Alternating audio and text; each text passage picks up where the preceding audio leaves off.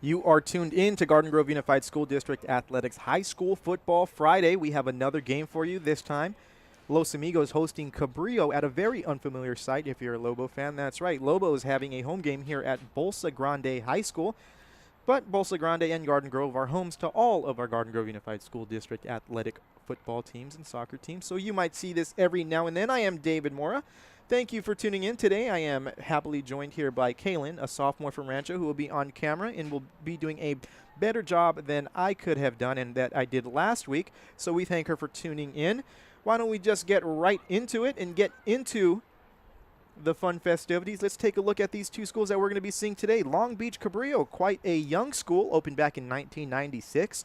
They are located in Long Beach. Their mascot, the Jaguars, and they are lucky enough to have themselves an on-campus stadium. And what about the Lobos? A relatively young school, the youngest high school here in Garden Grove, opened in 1968. Their mascot, the Lobos, it's Mexican for wolf. They are located in Fountain Valley, California. Of course, Garden Grove Unified School District serving the cities of Anaheim, Westminster, Fountain Valley, Stanton, Garden Grove, Santa Ana. We're all over the place, and this school happens to be in Fountain Valley. Their home stadium, Monsoor Stadium, but I'm going to put an asterisk on that because Los Amigos did play an on-campus game a few weeks ago, and they will be playing an on-campus game next week. So, although their field is not a stadium per se, they do play at home, which is pretty awesome. Let's take a closer look here at the Los Amigos. Let's take a closer look at the Lobos. They are led by Coach Malo Guess, who I had the privilege of talking to earlier in the week when I went to campus to film their preview video. He's an awesome guy. Definitely love to be on campus around him. Their 2022 record was 8-3. 4-1. That was good enough for a tie for first place. Their first league championship since 2008. So way to go, Lobos. They're looking to improve on that this year, maybe go 5-0 and take sole possession of first place this year. Of course, Garden Grove League wide open. It's going to be tough. And of course, I mentioned they play in the Garden Grove League. They have 8 league titles. Their last one last year. Their last playoff appearance also last year. And they've made one CIF title game appearance. Way back in 1981, they lost that game to Mission Viejo, I believe. And I believe the coach that year was Bob Johnson, who ended up leaving Los Amigos to go coach at that very Mission Viejo school. And what about the Jaguars? Let's take a – actually, you know what? We need to go back and take a look at the Lobo schedule. So not so fast. They started off this season with a very exciting 28-27 victory over San Bernardino on campus. That game was won late. Coach Malo decided to go for a 2-point conversion. They ended up getting it, winning that game 28-27, and they sealed it with an interception in the final minute. They followed that up last week with an unfortunate loss against a tough University team, 21-27. And, of course, they're here against Cabrillo tonight. Next week, they will be hosting Viewpoint on campus, so that's going to be exciting. Then they visit Artesia and start off league play at Monsoor Stadium against La Quinta. Then they come back here for another home game, this time against Rancho. Then they go to Glover to face Loera High School. Then they come to Bolsa Grande as the away team against the Matadors. And they finish everything off against Santiago on the 26th of October. Okay, now let's take a look at the Cabrillo Jaguars. Their head coach, Shane Gonzalez, their 2022 record, 0-10. 0-6 in a finish of 7th place, but they did start the season 4-0 before unfortunately having to forfeit those games. That was their best start in school history. This year, faring a lot better. We'll talk about that right now. They play in arguably one of the toughest leagues in Southern California, the Moore League, home of Long Beach Poly. That's a name that's synonymous with high school football. Everybody should know who Long Beach Poly is. All of the NFL players that have gone on to play, they came from Long Beach Poly. They have that pipeline to USC, to UCLA. Very good and very tough league. So with that being said, Long Beach Poly, as well as Lakewood, have dominated that league for the whole entire existence of Cabrillo High School, so they have no league championships. Their last playoff appearance was back in 2014 under Coach Jason Brown, who, of course, was made famous by way of Last Chance U when he was at Independence Community College out in Kansas. So let's take a look at Cabrillo this year. They are 2-1. Their first victory came against Hawkins High School out of Los Angeles, 36-8. They followed that up with a tough loss to Carpinteria, 29-0. And last week they defeated Verbum Day 49-0. Los Amigos is, of course, here tonight. And then they take on that gauntlet of the Moore League. Compton, a CIF championship school, for a few years ago. Then they play Lakewood, Wilson, Long Beach, Pauley, Jordan, and Milliken, who's always tough as well. This is one of the few times that Long Beach Cabrillo has faced a Garden Grove team. I know back in 2000, I believe, either 2002 or 2000. It was 2001. They faced Rancho Alamitos, and I believe they may have lost that game or won that game. I can't remember. Of course, it was either won or lost. Maybe they tied. Who knows? I can't remember. I was only a sophomore in high school. Think about that. 2002. Pretty cool. Now, of course, we're a large district. We have a lot of things happening every single week when it comes to our football teams. Last night we had 2 games. Glendora, not Garden Grove, even though they have the same logo. Glendora took care of business against our Pacifica Mariners, 49-7. And Rancho, bouncing back after their tough loss to Anaheim last week, taking care of business against Savannah, 33-19. That's the 3rd Garden Grove League school that Savannah has lost to. No bragging, just pointing it out. Other games tonight include at Garden Grove High School. Garden Grove's homecoming tonight, so they're going to have some fun over there at Mansour Stadium. Santiago is visiting Estancia. Bolsa Grande is visiting Century.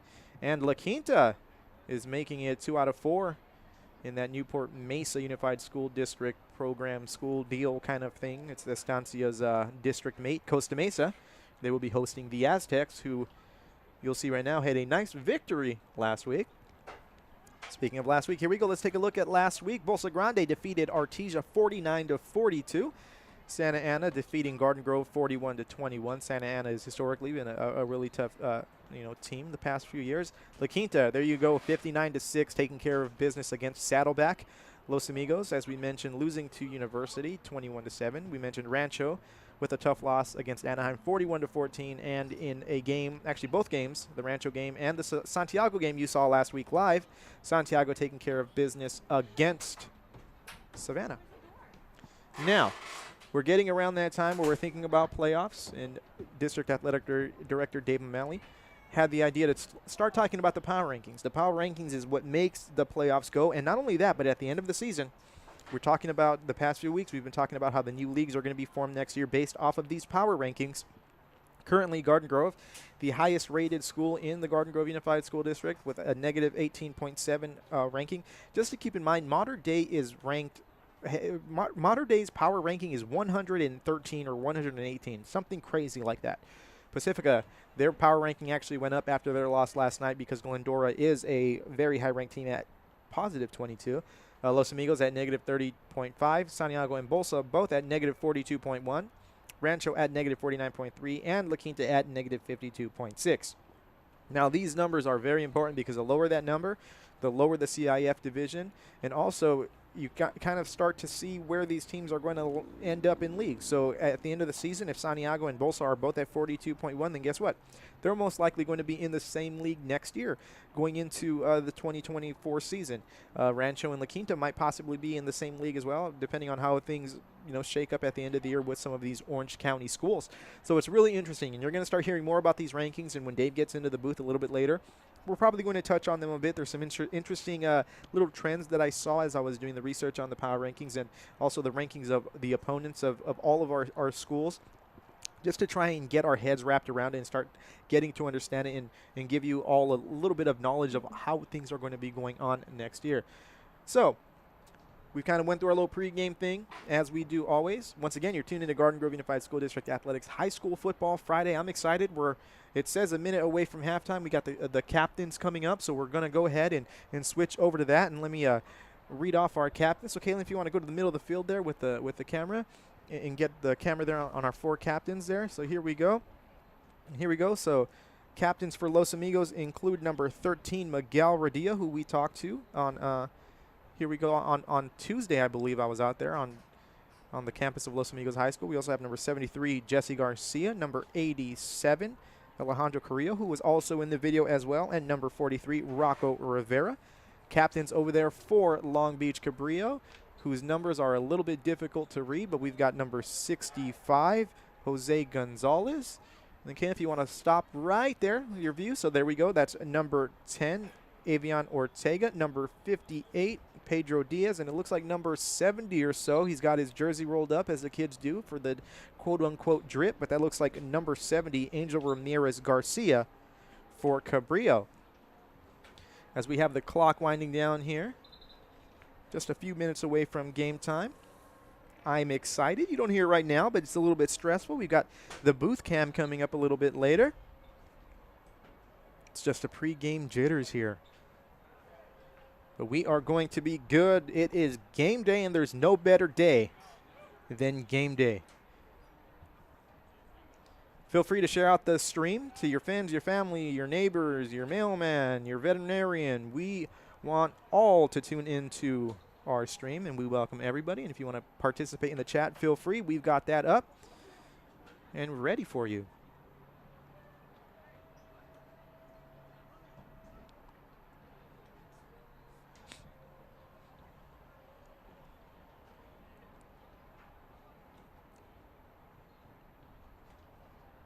So it looked like in the middle of that, just randomly, they might have played the national anthem. So captains are walking back out. A little bit of confusion right now. It's okay.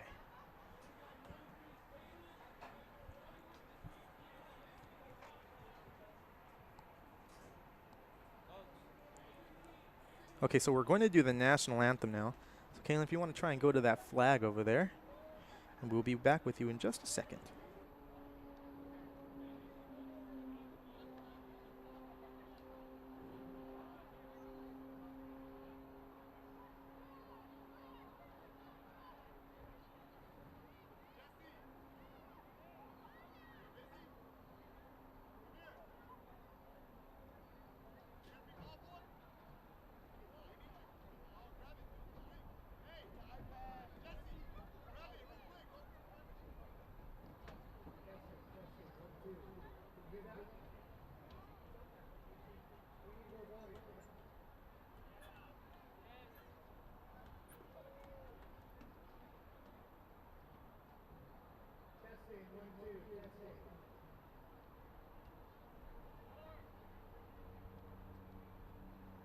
They're getting things situated over here in the booth, getting the PA system going. So we will be with you in just a second with this national anthem.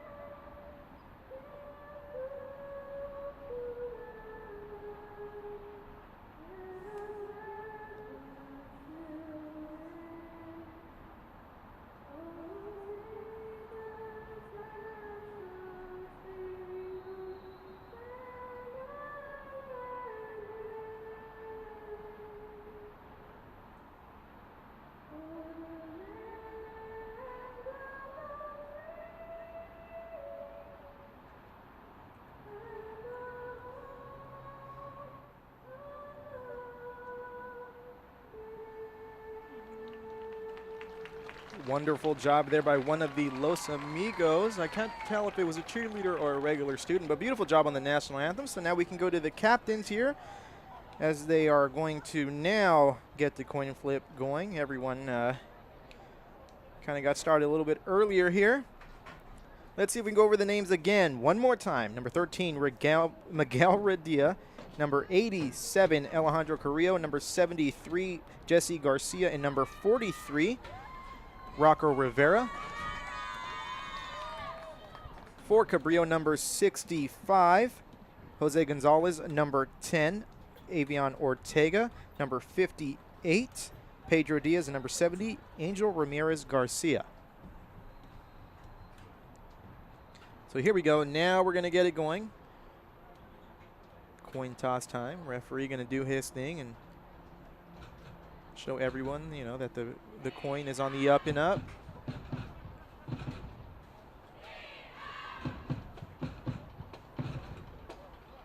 You know, there's no two heads, no two tails, that sort of thing.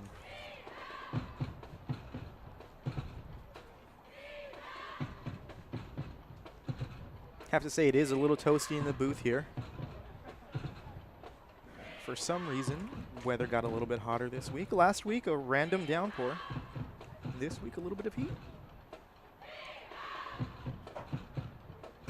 So, here we go. Looks like Cabrillo, or it looks like the Lobos will be receiving the ball. Cabrillo will be defending the south end zone. And we're going to have some game time here at Bolsa Grande High School. You are tuned into Garden Grove Unified School District Athletics High School Football Friday, as we do every week, sometimes on a Thursday. But this week we're here on a Friday. And I'm sure everyone is ready for the weekend. We are now in full-fledged like school mode. I'm sure everyone is accustomed to waking up early now and getting to school, and the summer blues have probably not waned all the way away, but you're used to being in school now.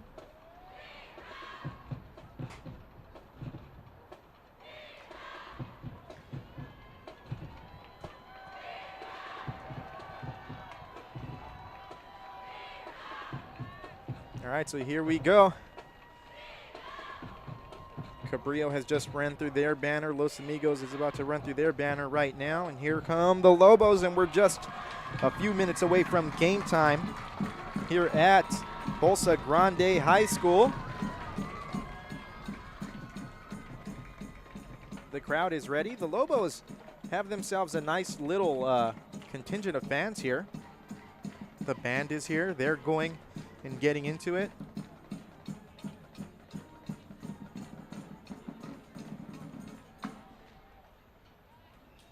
We'll get you the return men in just a moment when they get back there. It looks like it's going to be number 7, Gerardo Espinoza, and I believe number 30, Isaac Galindo for the Lobos, kicking it off here for the Jaguars.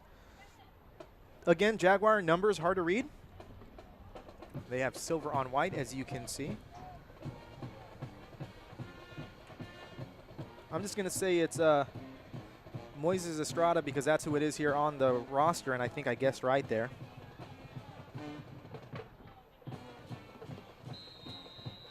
So here we go. It's kickoff here from Bolsa Grande Stadium. You are tuned in to Garden Grove Unified School District Athletics High School Football Friday, and here we go. That ball bounces at the 18-yard line.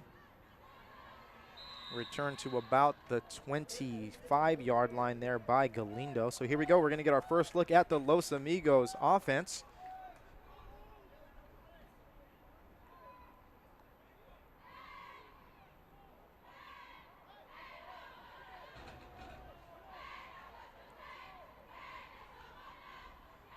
Back at quarterback for the Lobos, Chris Flores. Looks like he's joined in the backfield there by, let me get the number as soon as I can. It looks like number 21, who I don't have here on the roster. That happens every now and then.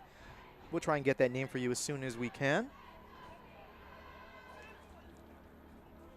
Lobos coming out in trips right to start this game.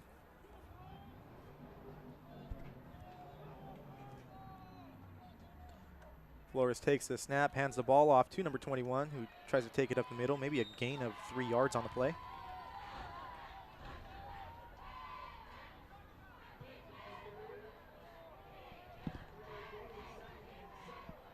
It's going to bring up 2nd down and 7 here for the Lobos.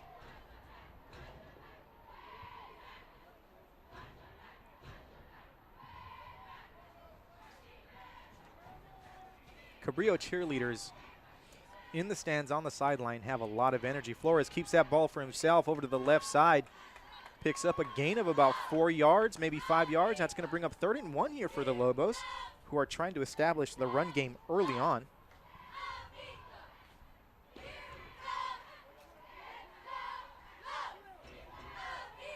Want to shout out the team in the booth next to us. That's the man on the clock, Dennis Dierk, who's a school psychologist at Los Amigos, as well as Mr. Oberacker on the PA system there, announcing for the fans here in the stadium. Flores gets ready to take the snap, keeps it himself one more time to the right side. He's got the first down anthem at the 40, sneaking around that side. Gets brought out of bounds at about the 48-yard line. And Cabrillo getting away with one there. Looked like a little bit of a late hit. But that's going to move the chains for the Lobos, and it's going to give them a first down at their own 48-yard line.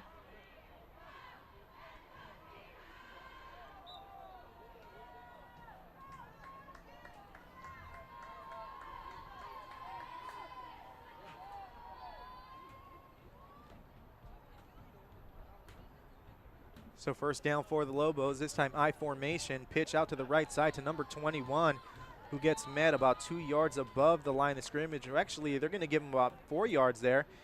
And the one thing that you see when you think a guy is getting brought down behind the backfield and he's 4 yards ahead, that means the offensive line is getting a fantastic push. And the Lobo line is really getting a good push here against the Jaguars early on in this game. Lobos again in I formation. Love to see those old school formations. 2 wide receivers. Pitch out to the left. That ball on the ground. It's going to be recovered by Cabrillo. That's going to be taken the other way at the 30, the 25, the 20. Cabrillo is going to score on a defensive touchdown here. Wow. So Cabrillo getting on the board first. That pitch was intended for number 30, Isaac Galindo, but that connection broke down, and Cabrillo gets on the board first here against Los Amigos.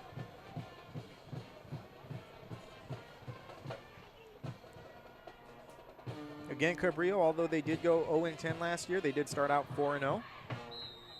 2-1 this year, so this is not going to be an easy game for the Lobos by any means.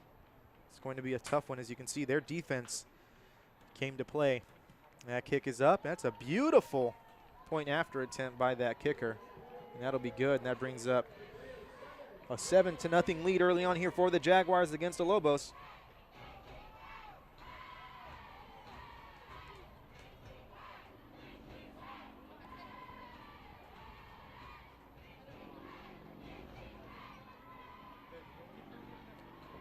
Once again, back deep to return for the Lobos.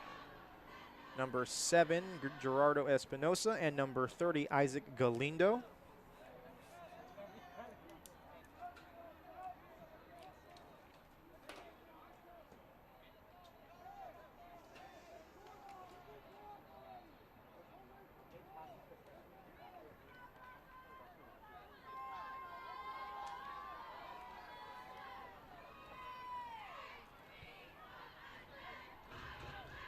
Los Amigos offense probably itching to get back out there. Had a nice little drive going before that fumble. This kick to the left side, that's fielded by Galindo. Takes it to the 40, actually bounces it back to the other side. Not to the 40, takes it to about the 26-yard line. The Lobos will be starting this possession with the ball on, it looks like the 27-yard line. 27-yard line. So let's see if they can bounce back after that fumble. Return for a TD by Cabrillo.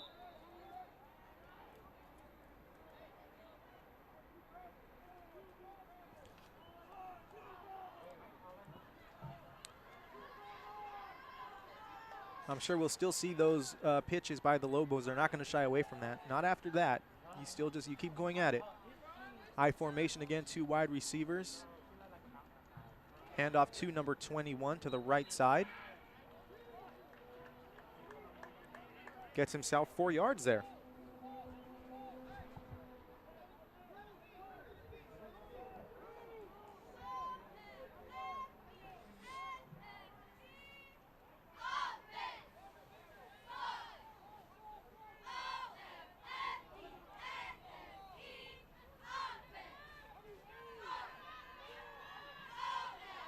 Number 87, Alejandro Carrillo back there. We're at line there. Number 10 on the carry.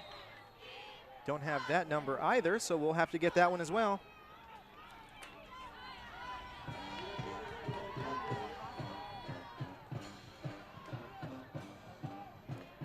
Lobos now with a 3rd and 1 on that nice little run. Not a good sign for the Lobos as Rocco Rivera has just kind of hobbled off the field here.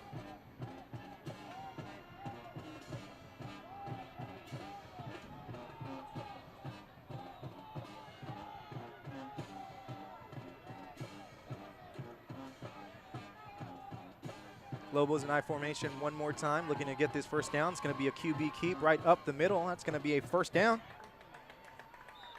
Lobos move those chains and get back to about the spot, around close to the spot where they lost the ball on that first drive.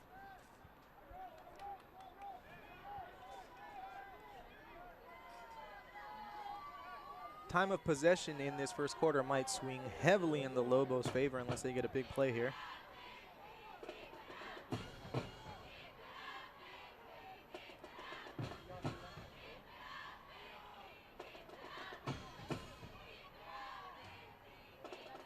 High formation again for the Lobos. This time pitch out to the right side. Good connection there. Nice little run. Gets a gain of about 7 yards. Calling it a gain of 6. It's going to bring up 2nd down and 4 here for the Lobos.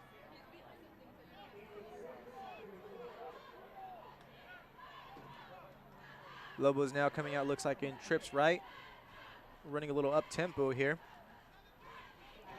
Actually, no, they're going 3 wide receivers. No, they are going trips right here.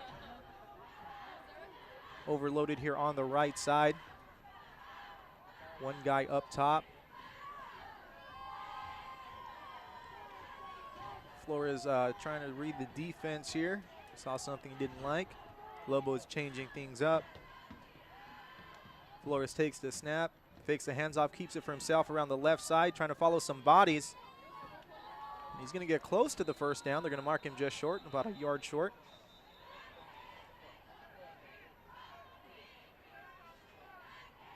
It's going to bring up 3rd down here for the Lobos, and short, so not too much to go.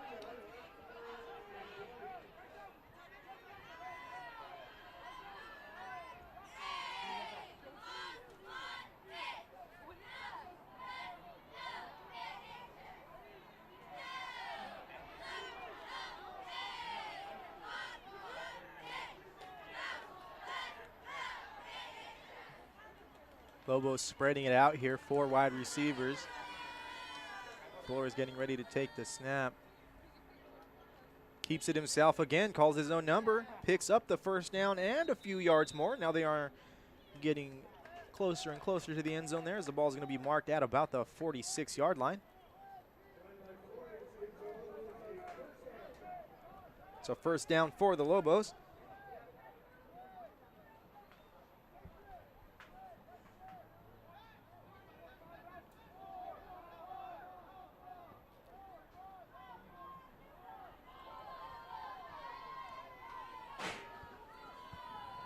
Lobos, same formation. Actually, no, this time 3 wide receivers only. Flores takes the snap, hands the ball off to 21. He takes that ball up the middle, gets himself a gain of about 8 or 9 yards. Actually, give him 7 on the play, so it's going to bring him 2nd and 3 here.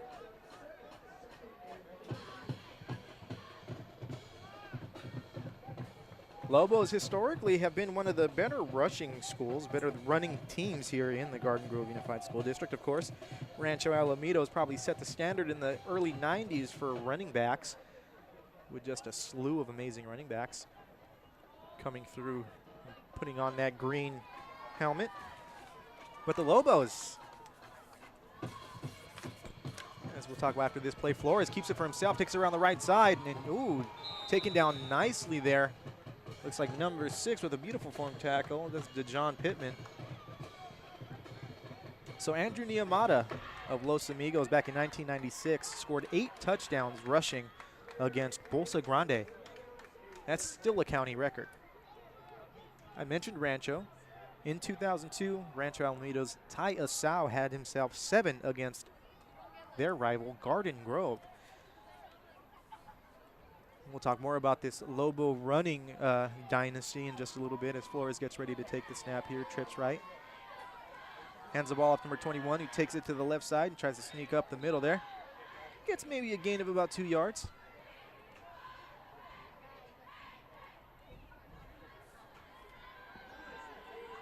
So Anthony Matagi of Los Amigos, class of 2004, is 5th in rushing yards in a career in the county and 2nd in rushing TDs in Orange County history. So he had 43. Or actually, I have to look at that stat. I messed up. But he had 43 touchdowns in 2003 for 2nd most in county history. Of course, Rancho, we talked about him, another running back. Leo Cozy is 10th. He had 37 in 1996. As the Lobos are moving down the field now, having their way with this Cabrillo defense. Ball now at the 21-yard line. Inching towards the red zone, slowly but surely.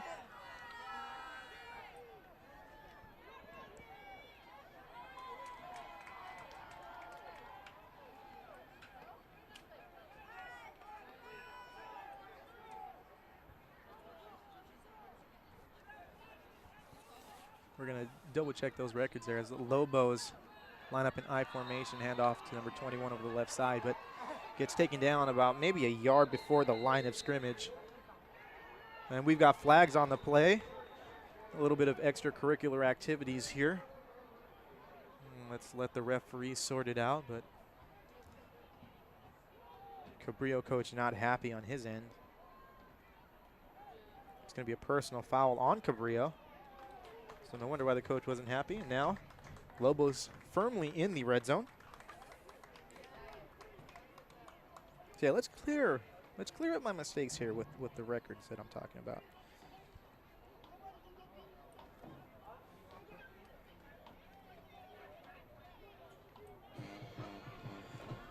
As we have a little break in the action here. Got 3 minutes and 1 second to go here in the first quarter. Opening frame here. We've got a timeout, Los Amigos. You are tuning in to Garden Grove Unified School District Athletics High School Football Friday. David Murray here bringing you the action.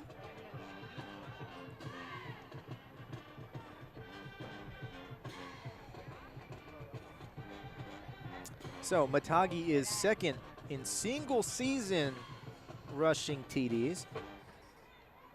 The man in first place, you might have heard of him, Deshaun Foster out of Tustin. Matagi, again, 43 touchdowns in 2003. Crazy.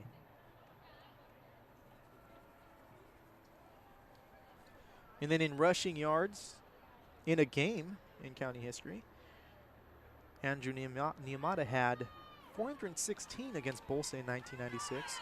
Of course, if you're scoring 8 TDs, you're going to have a lot of yards, right? Unless they're just putting you in to get those easy touchdowns after the other running back runs it. But yeah, he was doing everything back in 1996 there against Bolsa Grande.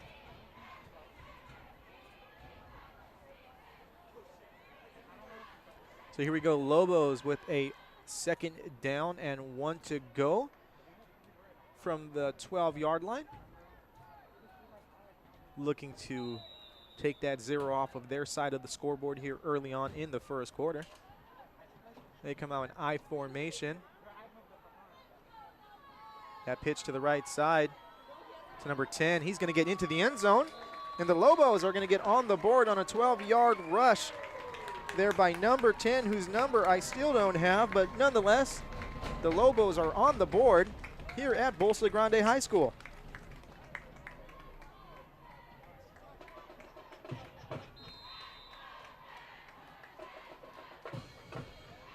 See if the Lobos can tack on this extra point and tie the game up here.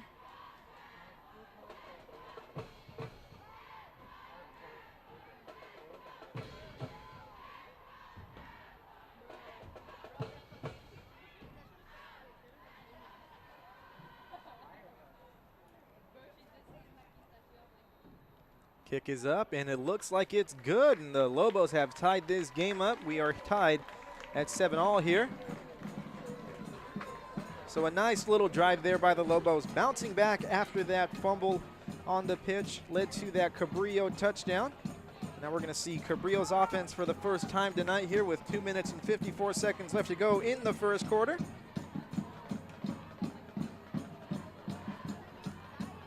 Can't see who's back deep to return. Again, those numbers very hard to see there for Cabrillo.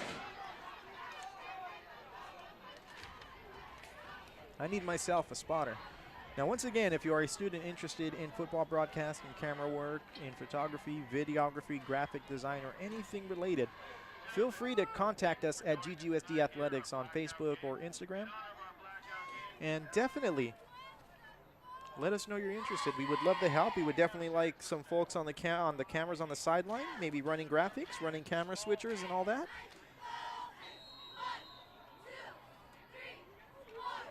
Of course, we have Kaylin here running the camera and doing a fantastic job. Kicking the ball off for the Lobos, number 13, Miguel Radia.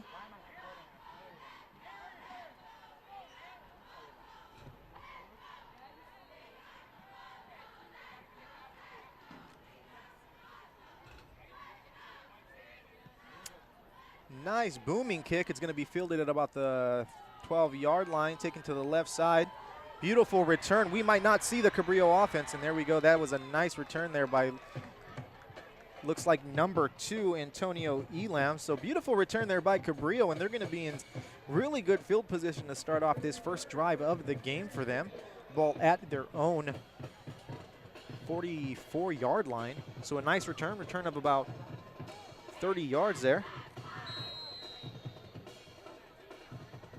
And let's see what Cabrillo is going to bring here offensively.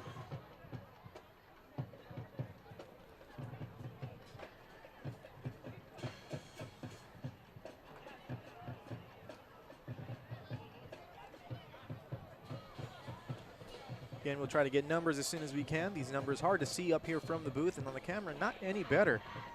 Cabrillo lined up in spread formation.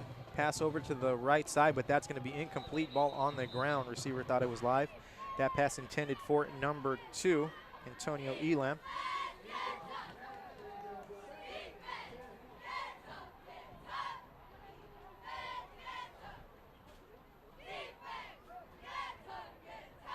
Looks like number 18 is quarterback.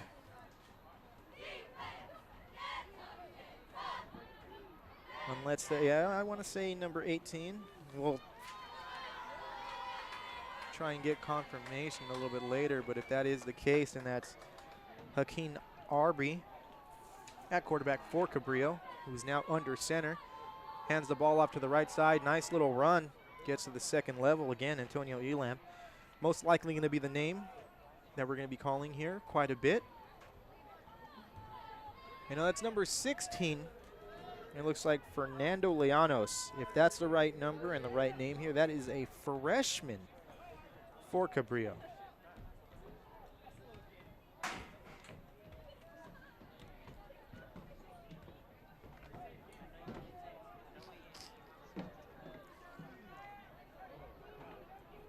Here we go, 2 minutes on the clock here in the first quarter.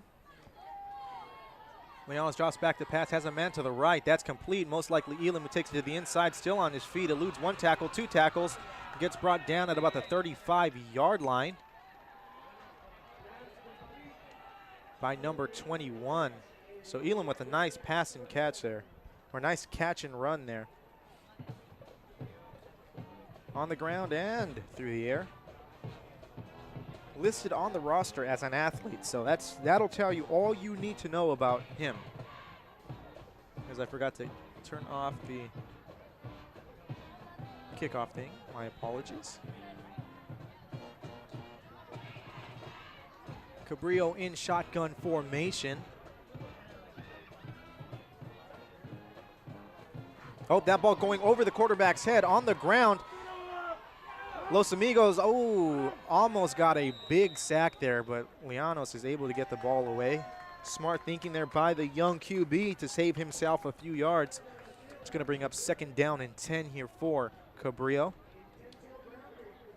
Actually, there's a flag on the play, intentional grounding, so that young man, regardless of what I thought was a smart decision turns out to be not a good decision, according to the referees here, as intentional grounding is the call on the field.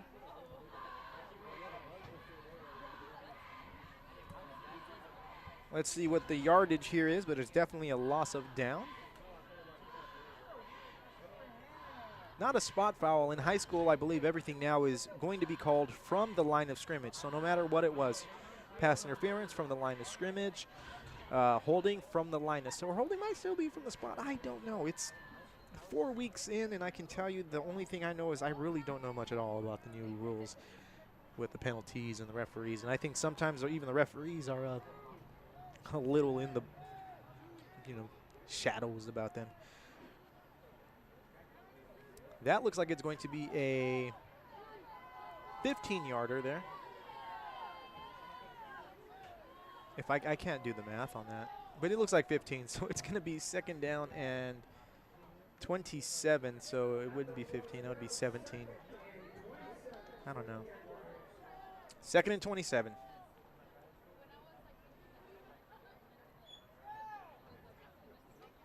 Cabrillo in shotgun.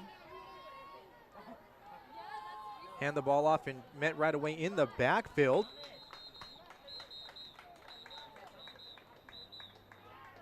Looks like number 15 on the carry. Kawani Foster. It's going to bring up 3rd down and 27. So the Lobo defense, aided by that intentional grounding penalty, are looking really good here. They've got themselves a favorable 3rd and 29 here after that 2-yard loss. As we are approaching the end of the first quarter here, 44 seconds left to go.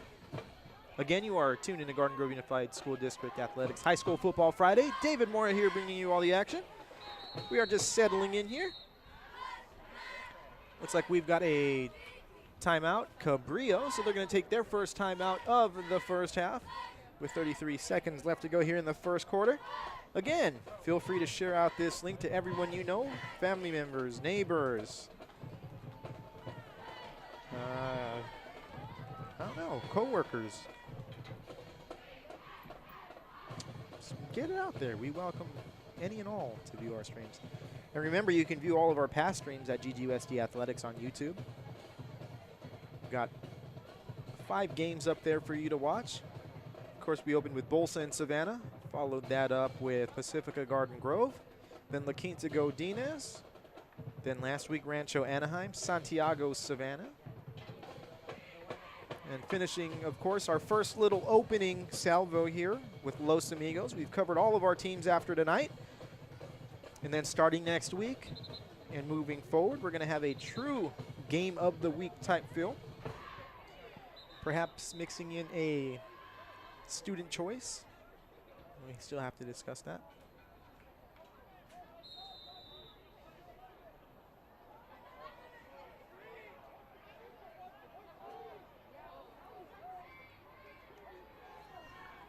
Cabrillo looking to pass. That ball is sailing over the receiver's head. Beautiful arm on that quarterback, but just could not, the receiver could not catch up to it as he was well covered as well.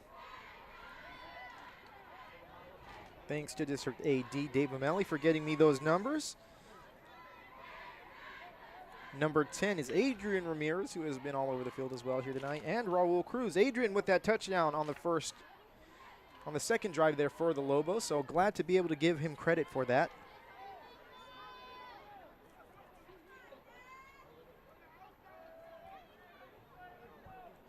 Back deep to return for the Lobos is number 10. There we go, we just mentioned him. Adrian Ramirez, but he's not going to get that ball, and that's going to take a Cabrillo bounce and then a little Lobo bounce and rolls out at the 21-yard line. So the Lobos will be starting their third drive from their own 21-yard line.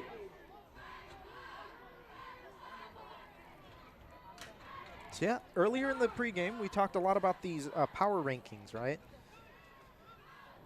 Lobos having themselves a 30.5 or a negative 30.5 power ranking. It's the 3rd best in the district. That's not bad. Now we talk about the average power ranking of the opponents that our teams have played so far. And Los Amigos, again, their opponents, they put them in 3rd at a negative 29 as Flores drops back to pass, looks to his right, doesn't see anything, keeps it himself, goes up the middle. Gets met by a nice hit at the line of scrimmage. It's going to bring up 2nd down and 10. So yeah, like I said, I did the strength of schedules, and I compared the opponents of, you know, our teams, the ones that they've already played, so through the first 4 weeks. And the order is the same as the regular power ranking as we are at the end of the first quarter here. 7-7 tie here at Bolsa Grande Stadium. Los Amigos rebounding nicely after they fumbled the ball away on their first drive, and that led to a Cabrillo defensive touchdown. So anyway, yes, the power rankings. If you go to the power rankings just for the Garden Grove League, you've got, in order, Los Amigos, Santiago, Bolsa, Rancho, and La Quinta. That's if you account for the team's power ranking so far. Now, if you talk about the average power ranking of the opponents that they've already played and you go to the Garden Grove League, you've got the same order. Los Amigos, Santiago, Bolsa, Rancho, and La Quinta. Of course, it gets a little murky when you go to the won-loss, you know, the combined won-loss record of these teams. Bolsa's actually ahead of the pack, and then it's La Quinta, Santiago, Los Amigos, and Rancho. You want to talk about overall, the district's overall kind of ranking. You've got Pacifica, whose overall ranking of opponents is 2.13. Last night they played the highest rated opponent so far, 22. Glendora undefeated at 4-0. And actually, Pacifica was yesterday morning ranked -29.2, and their ranking went up to -28.2. So that loss actually gained them some points, as Ramirez has a nice carry here. He's going to have the first down, at least close to it from this vantage point. Now, short about 3 yards, going to bring up 2nd down. No, 3rd down and about 3 here. 2.5.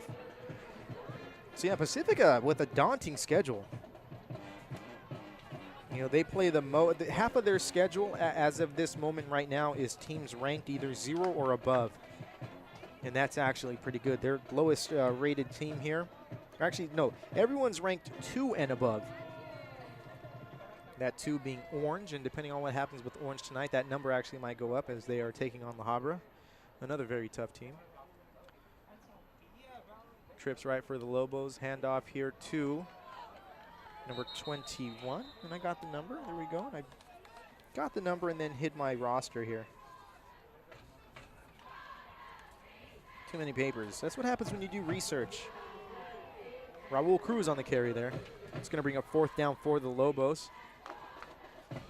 Let's see what Coach Guest decides to do here.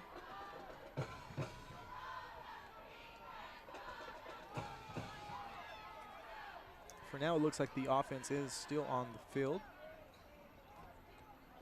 It looks like they're going to have faith in their offense to go for it here. Lobos in I formation, so most likely either a keeper or maybe a pitch. Let's see what's going to happen here. Pitch over to the left side, and they're going to have the first down. That's Ramirez who gets the first down for the Lobos, and that's going to move the chain. So a very gutsy call there by Coach Guest. And I'm not going to second guess Coach Guest because that one worked. That's a first down for the Lobos. So yeah, so back to this power ranking system, which is going to be used as the end-all be-all to come up with these new leagues, and it's already been used to come up with these playoff, these playoff divisions. You know, Pacifica right now, they are 0-3, but they're rated higher than 6 of our schools. Right, or 5 of our schools.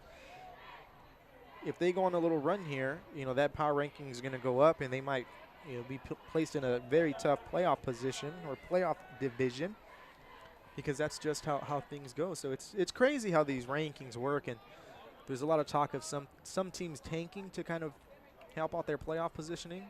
I don't believe that happens, but who knows? Ramirez on the carry. Gets a gain of about 2 yards. So yeah, Pacifica, as I mentioned, 5 teams on their schedule, ranked 2 or higher. That's Orange at 2, Glendora at 22.9, and actually that's not even the highest team that they could possibly face. Cypress right now, 2-1, and they're a 25.1. Korean Lutheran is 2-1 at a 3.7, and Tustin is 4-0 at a 16.4. Their other league mates, Tustin and Valencia, Kennedy and Valencia. Kennedy's a negative 1.9, not bad. And Valencia's a negative point or negative 3.3, so that's not bad either. So the Mariners with by far the toughest schedule in the district.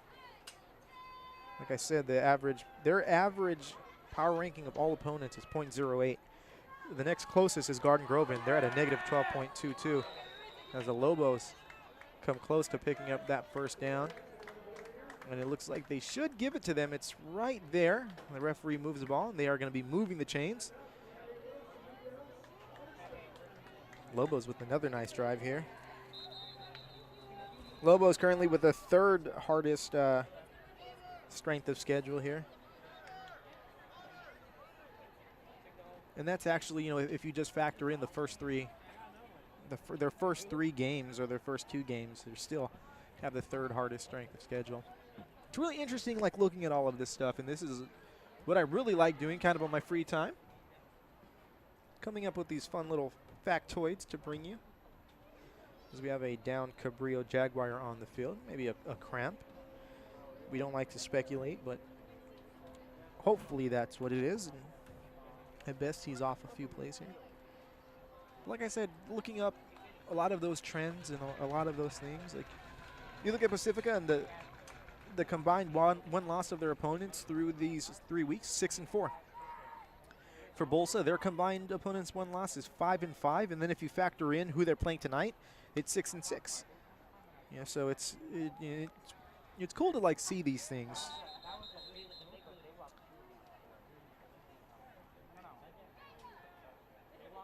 We love you, Rudy.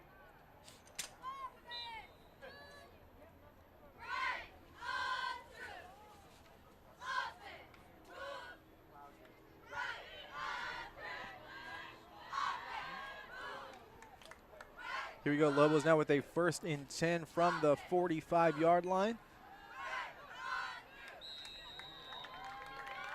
Raul Cruz on the carry, gets maybe a gain of 2.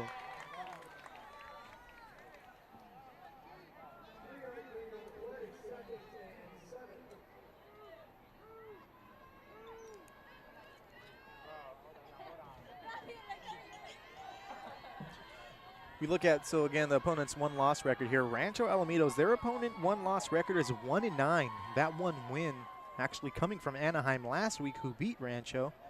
So that's very interesting. And still, nonetheless, Rancho probably one of the favorites in the league here. Along with Los Amigos, of course. You have to factor them in. Lobos now in an I formation. Flores takes a snap, pitches it out to the right side.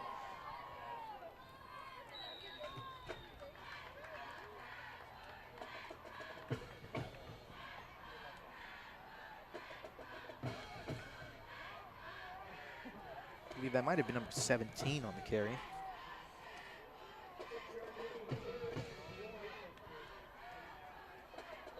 Which we don't have 17 on here.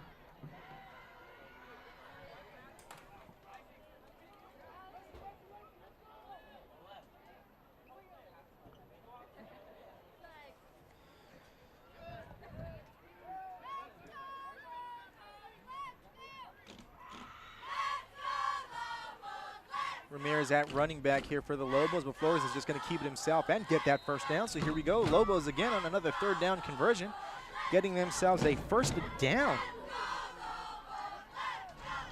Now with 7 schools, it's really hard to keep up with all of the injuries and things that are going on.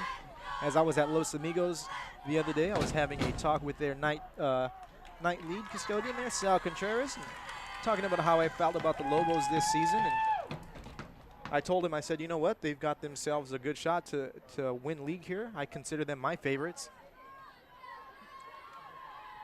As that handoff goes for maybe 1 yard. Ball carried by Adrian Ramirez. So I was telling Sal, Lobos have a really good team. They have themselves a quarterback who's been there for a while. And I go and I film the video, and I'm leaving, and I see Mason Navarro of the Lobos on the sideline there with his arm in a sling. Turns out in that first game against San Bernardino, hurt his shoulder. So that kind of threw me for a loop, and I said, you know what? Now I believe the Garden Grove League is wide open. You've got Rancho there, who's obviously going to turn things around. They've always done it. They've got a coaching staff that has been together for a long time. And, of course, they're 5-time defending league champions. You've got Santiago, who beat Anaheim 28 to, I believe, actually I have it right here. They beat Anaheim 22-20. And, of course, Anaheim beat Rancho 41-14. I mean, but then if you look at the Savannah game, you know, Rancho beat Savannah by more points than Bolsa and Santiago did. It's just hard to tell. I just know that the league is wide open and it's anyone's game, and it's going to be a fun and exciting season here in the Garden Grove League, the last Garden Grove League championship that we're going to have before we do go to those new league alignments next year. And I know a lot of people look at the Garden Grove League and they want to scoff at the Garden Grove League, but I don't care what you say. The teams are, they give us some exciting games. I mean, last year you had La Quinta defeating Rancho and handing Rancho their only loss of the season. And La Quinta finished in last place. So this is a league where top to bottom, on any given night, anyone can be the top team in this league. Lobos with 4 wide receivers here. Flores getting ready to take the snap, hands the ball off to number 30, Isaac Galindo, who takes it around, or tries to take it around the left side, gets maybe a yard on the play. That's going to bring up 3rd down and 8 here for the Lobos.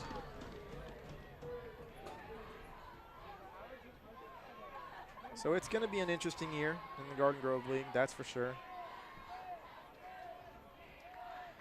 You've got 4 teams who legitimately have a shot at the league title. I mean, we don't know what Loera bring. I really don't know Loera because they're not in our district, so I really don't keep up with them that much. But Bolsa, Santiago, Los, and Rancho, you know, Bolsa ending their long playoff drought last year. They're going to be looking to win a league championship. Trips right here for the Lobos. No wide receivers on the left side.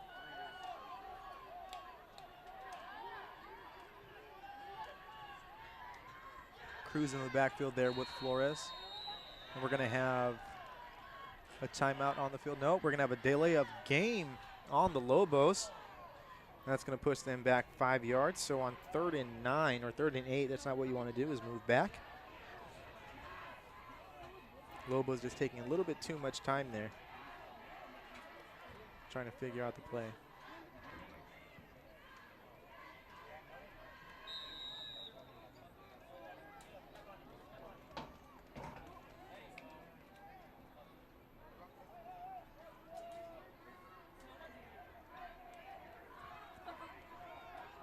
Here we go again, Lobos one more time. Trips right.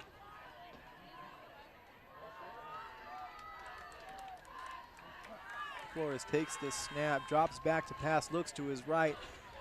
Has Ramirez. Ramirez catches the ball, gets a good gain, still on his feet, breaking some tackles and driving his way to a nice gain. Doesn't get them the 1st down, but gets them a heck of a lot closer than what they were. That was a 4th and 13. He got a gain of about 9 yards on the play. Actually, he got a gain of 10 yards on the play. That brings up 4th and 3, so a lot more manageable.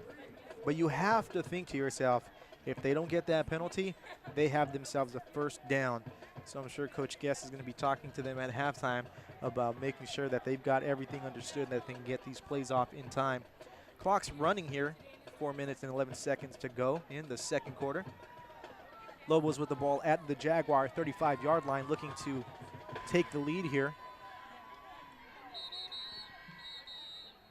Looks like we've got a timeout on the field. Timeout, Jaguars. You are tuned in to Garden Grove Unified School District Athletics High School Football Friday. David Mora here bringing you the action as I do weekly here from the booth at Bolsa Grande High School. I have to say it's my favorite booth. Nothing against Monsoor Stadium, but that's one long open booth with doors that lead you from one end to the other. Here at Bolsa, we've got our own booth. So you don't have people popping in or people knocking on the door to get through in the middle of a broadcast. So, yeah. But we love both of our stadiums. Both nice state-of-the-art stadiums. They were both some of the newest stadiums in the county, but since then, I believe Saddleback's opened one.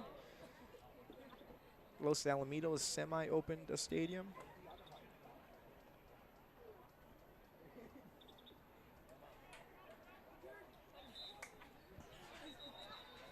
I believe, yeah, still some of the newer stadiums in the district. Mansour opened in 2017. Bolsa had to wait a little bit, but theirs opened in 2019.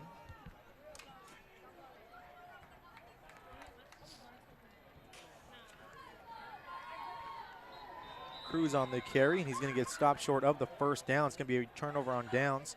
So Cabrillo will be taking the ball over at their own 32-yard line. Nice little defensive stand there by Cabrillo to keep the Lobos from getting that first down. So Cabrillo's got 3 minutes and 53 seconds left to make something happen here in the first half. And they're actually going to be getting the ball to start the second half. So the Lobos need to make a nice defensive stand here, or they could potentially go down by 2 scores.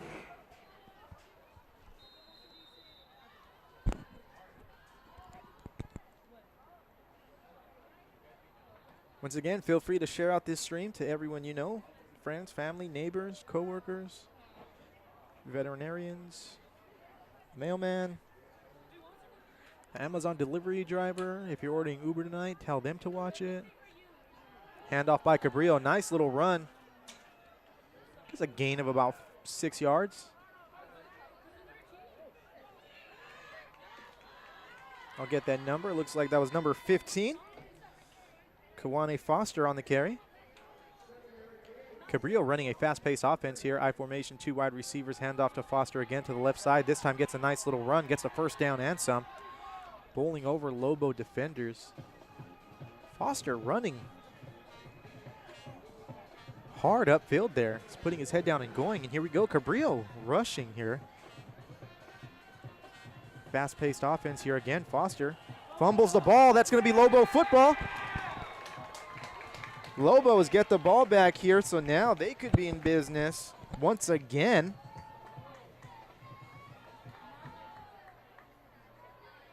So here we go. The Lobos now getting that back, evening things out on the turnover front, taking one away from the Jaguars, as the Jaguars did to the Lobos here in the first quarter. So here we go. Let's see if the Lobos can march down the field here and take this lead before going into halftime.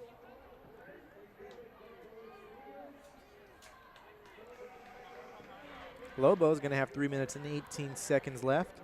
It looks like there's a penalty on Cabrillo, so the Lobos are going to get actually moved into Jaguar territory. Ball's going to be on the 40-yard line. So beautiful, beautiful start here on this drive for the Lobos. This their 4th drive of the game.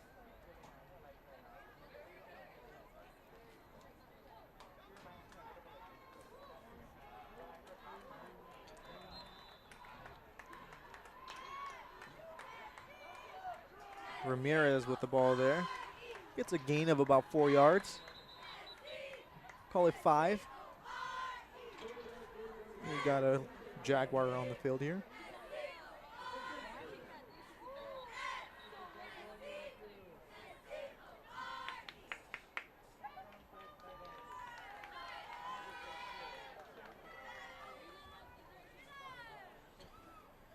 Again, Lobos owning the time of possession here big time in the first quarter, and that's thanks in large part to that defensive touchdown by the Jaguars. Looks like number 6, who was on the ground, Dejon Pittman, he hopped up and jogged off the field, so that's good to see.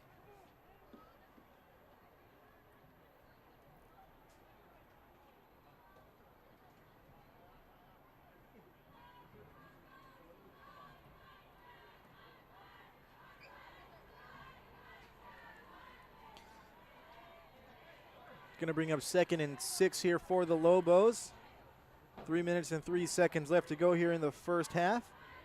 We're all tied up here at Bolsa Grande Stadium, 7-7. Cabrillo getting their touchdown on a scoop and score on a fumble. It looks like we're going to have a penalty on the play here, so the Lobos now getting into really good field position. Ball being marked at the 21-yard line. So that brings up a 1st and 10 from the 21-yard line. 15-yard penalty favoring the Lobos there. Here we go, 21 yards for the Lobos to get into that end zone. Let's see what they can do. I formation, 2 wide receivers to the right side. Flores pitches the ball, ball's on the ground. Lobos got it this time. Lobos really need to work on that pitch and catch there. That exchange not going well. This time Cruz able to fall on the ball. And Lobos avoid disaster. That's definitely something that they're going to want to get cleaned up here.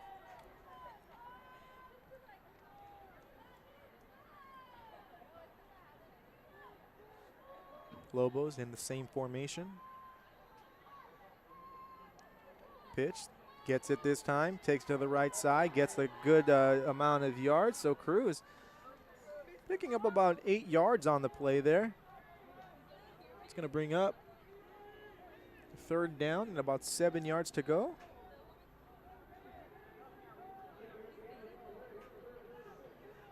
Calling it a 3rd and 6. Cruz back there again with Flores. Flores takes a snap, pitches it this time to Ramirez. Ramirez takes it right up the middle. Let's see if he's got the 1st down. He's going to be very close. Referees are going to mark him, and there looks like they're going to give him the 1st down. Clock running. Actually stopped now for the chains to move. It's going to be 1st down and 10. It's going to be a timeout here by the referees, I believe. And no, so they're not going to give him the 1st down. It's going to be a 4th and short. Here we go, the clock is running, so 4th down and about 1 yard to go here for the Lobos. Look for Flores to just take that ball and call his own number, so let's see what they do. That's my guess here. That's exactly what happens, and then he's going to get a push from the back. That's going to be a 1st down for the Lobos. Minute and 33 seconds left to go here as the clock stops for the chains to move. Lobos now at the 10-yard line, so let's see if they're going to move the chains or if it's going to be 1st and goal. So it's not going to be 1st and goal. It's going to be 1st and 10. Lobos can get the 1st down here. They don't need to score in 4 plays. I'm sure Coach would love to score in 1 as the clock is running. 1:17 and counting here.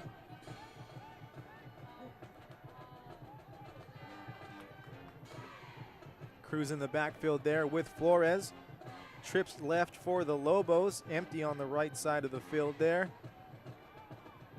Flores keeps it himself to the left side, following some blockers. Still on his feet, down to about the 2-yard line.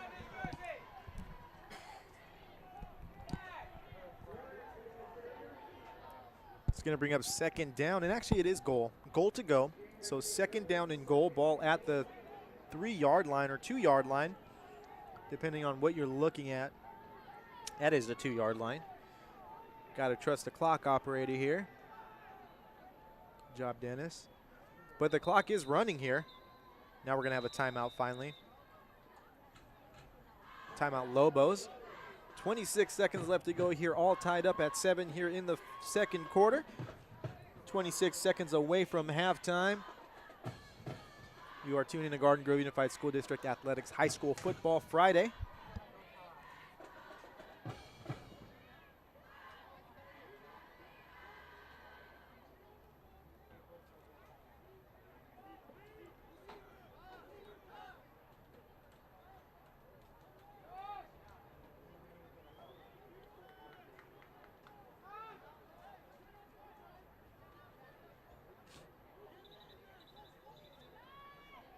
All right, so here we go as both teams are coming back out onto the field. The Lobos 2nd down and goal to go here. Looking to take the lead here as they go into halftime. Cabrillo will be getting the ball to start the 2nd half, so I'm sure the Lobos are going to want to go in there with the momentum.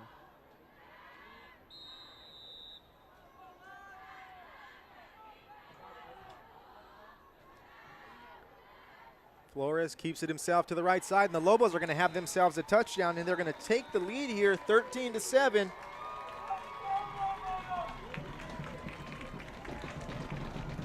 Lobos looking good here. No flags on the play. All is good.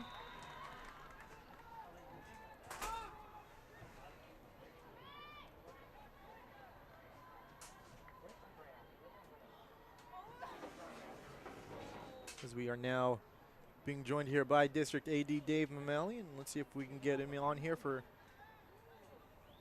this last few seconds of the second half here, or first half. Let's see. Can you check? Let's see where we got. How about now? We'll try and figure out Dave here. He is on mic 2, or maybe it's crisscross. Check. There we go. There we go. He's on mic 3. So here we go. The Lobos get that point after they did. Dave, you want to go ahead and hit 1 point there, extra point there, second to the right, other side. There we go.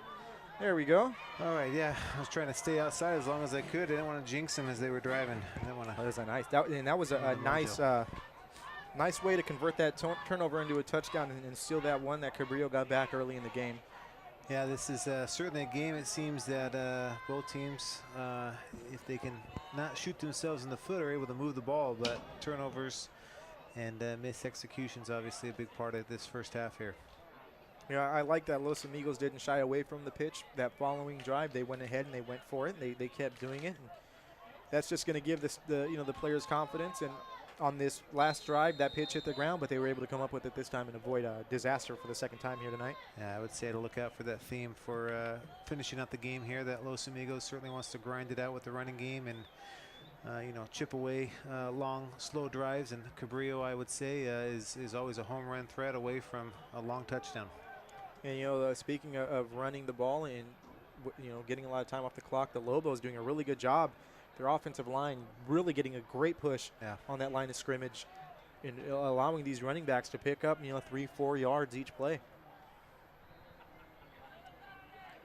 Cabrillo will be able to make something happen here, and like Dave said, they are a home run threat. You saw on that drive where they fumbled the ball, they were really just hurrying up to the line of scrimmage. And look at this, here we go. So we have a nice little return, still on his feet, taken down at about the 38-yard line. He was mentioning how it's hard to see those Cabrillo numbers. White on white, yeah.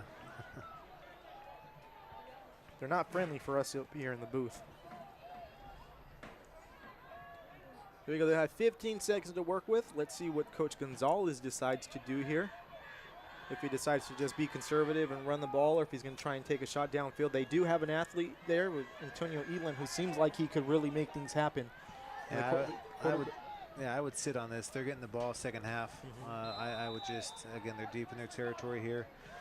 Just take a quick knee, run that clock out, regroup at halftime. You're only one score down. Let's see what happens, though.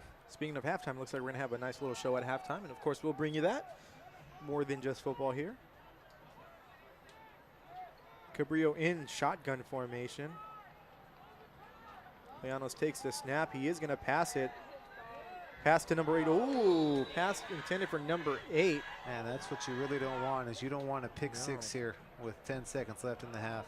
Rodney Cheatham, the intended receiver. And if the Lobos would have got that, that definitely would have went for 6. There was no one.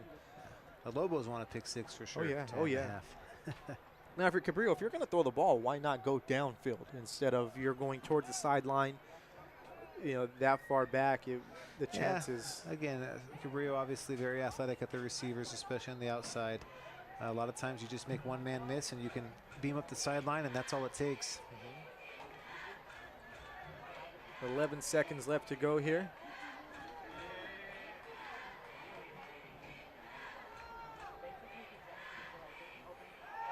Cabrillo passing again, this time going deep over the middle. That's Elam right there. Gets that nice catch, avoids a tackle. That's a hard kid to take down.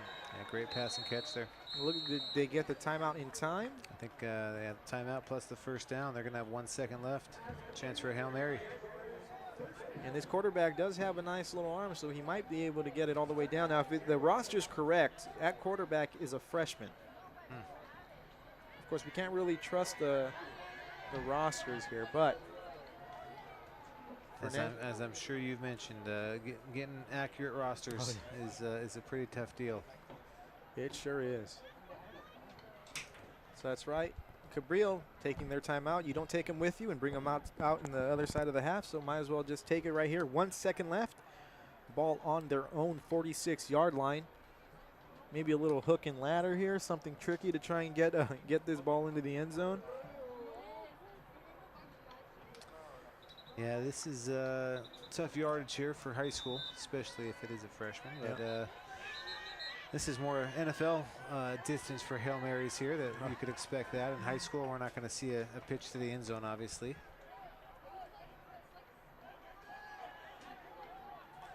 Los Amigos not even on the screen here with their corners, playing as deep as they can. Here we go. Llanos drops back to pass. He looked to throw deep. Now he has to scramble, rolls out to his right, and lets one go. That's going to be picked off. Oh, almost picked off by Chris Flores. Or actually not Chris Flores, number 17, whose number I don't have.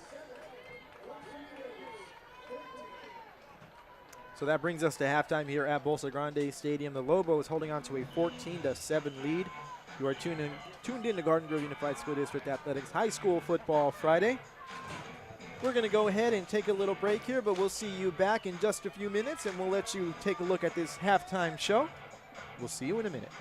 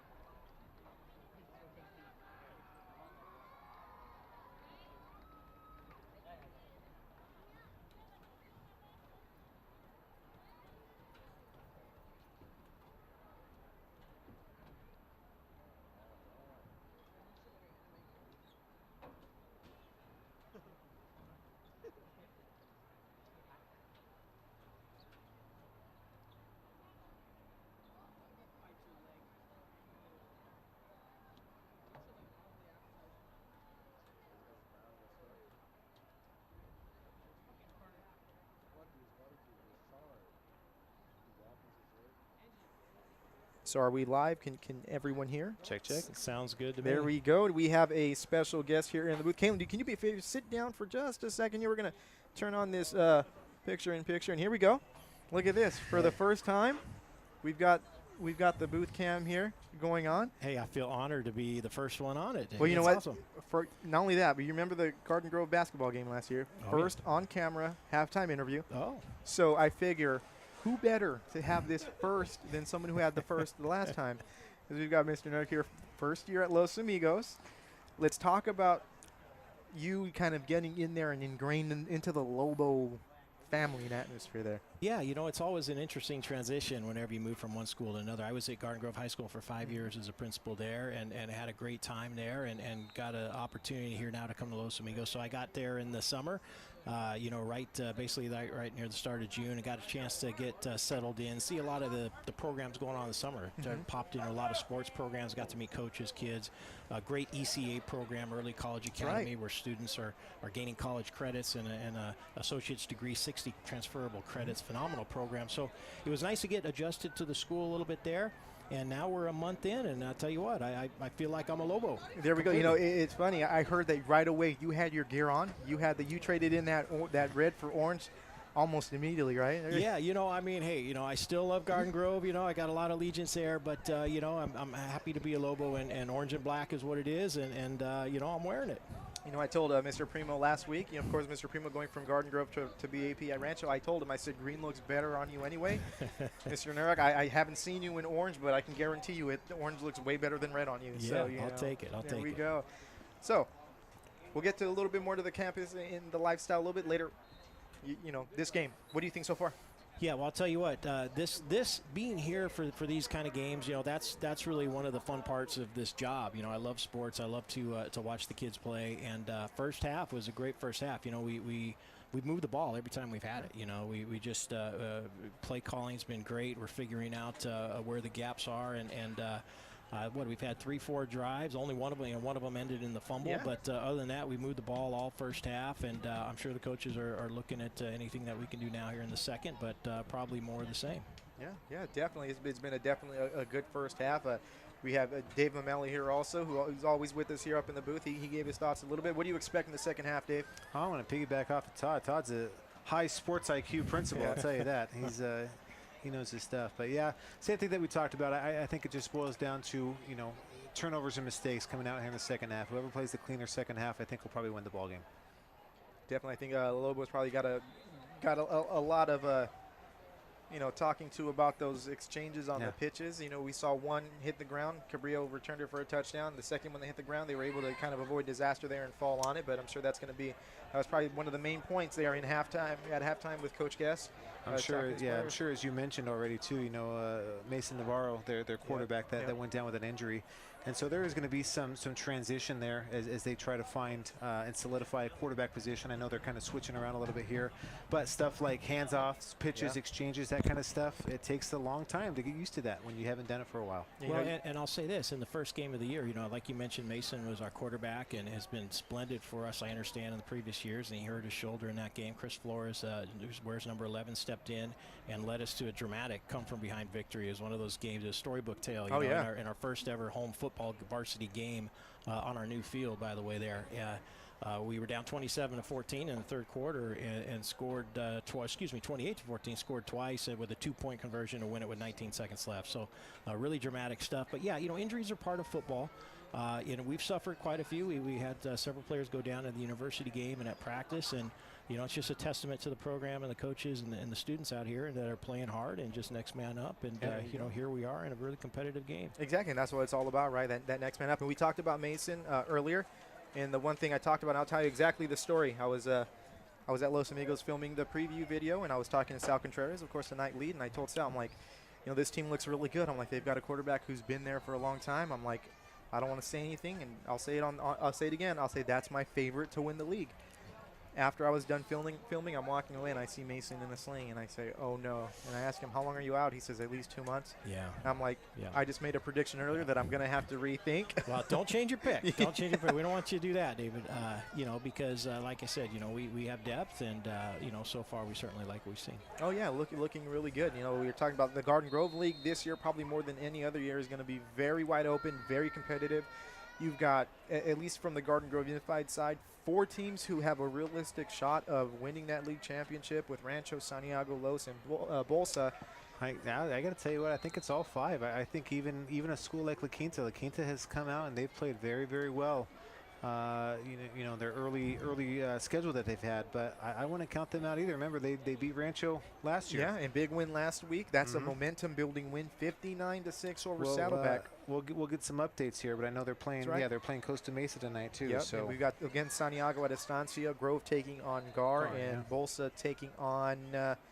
Let me try and think Centric.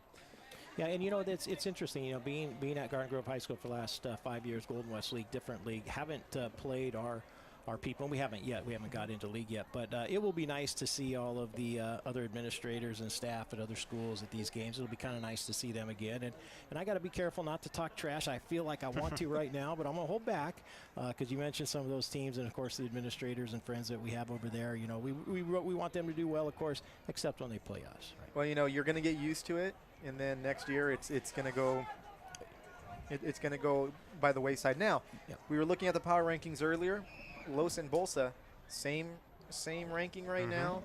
So, you might see them depending on how things go. I was even talking to Todd earlier down on the field, and I was saying, they're all kind of bunched up. I said, even a team like Los and Pacifica right now are very close. Very next to each other. I mean, how exciting would that be? I mean, I would love that. Pacifica and Los have not played since like 2008.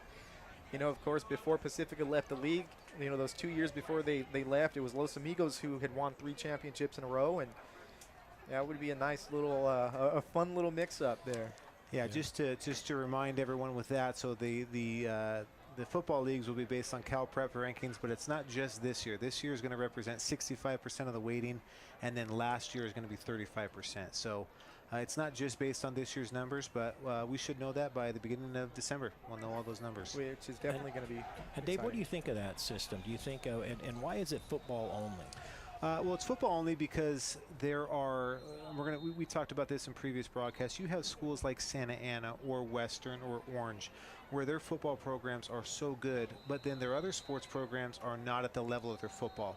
And so football drives a lot of the re-leaguing talks, and so those schools had to be in with bigger schools for the football side of it, but then their other sports were suffering against them. So if you take that out for football, then all of a sudden Orange, Santa Ana, Western, they can be more appropriately placed in their league for their other sports that they have. So it really was only a handful of schools. Those are 3 that I have. I'm sure there's others that are missing as well too with that. But again, football is a sport where obviously all sports run the risk of injury and have a certain amount of danger to them.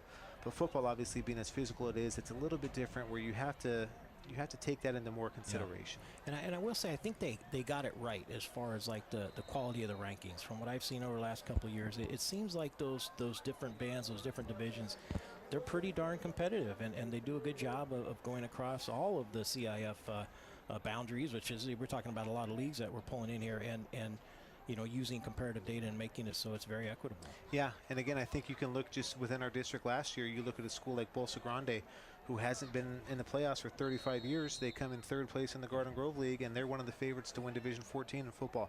So yeah, there is that parity. I think it is working for more schools, and I wouldn't be surprised if we start to see that model extend out beyond football here. Right.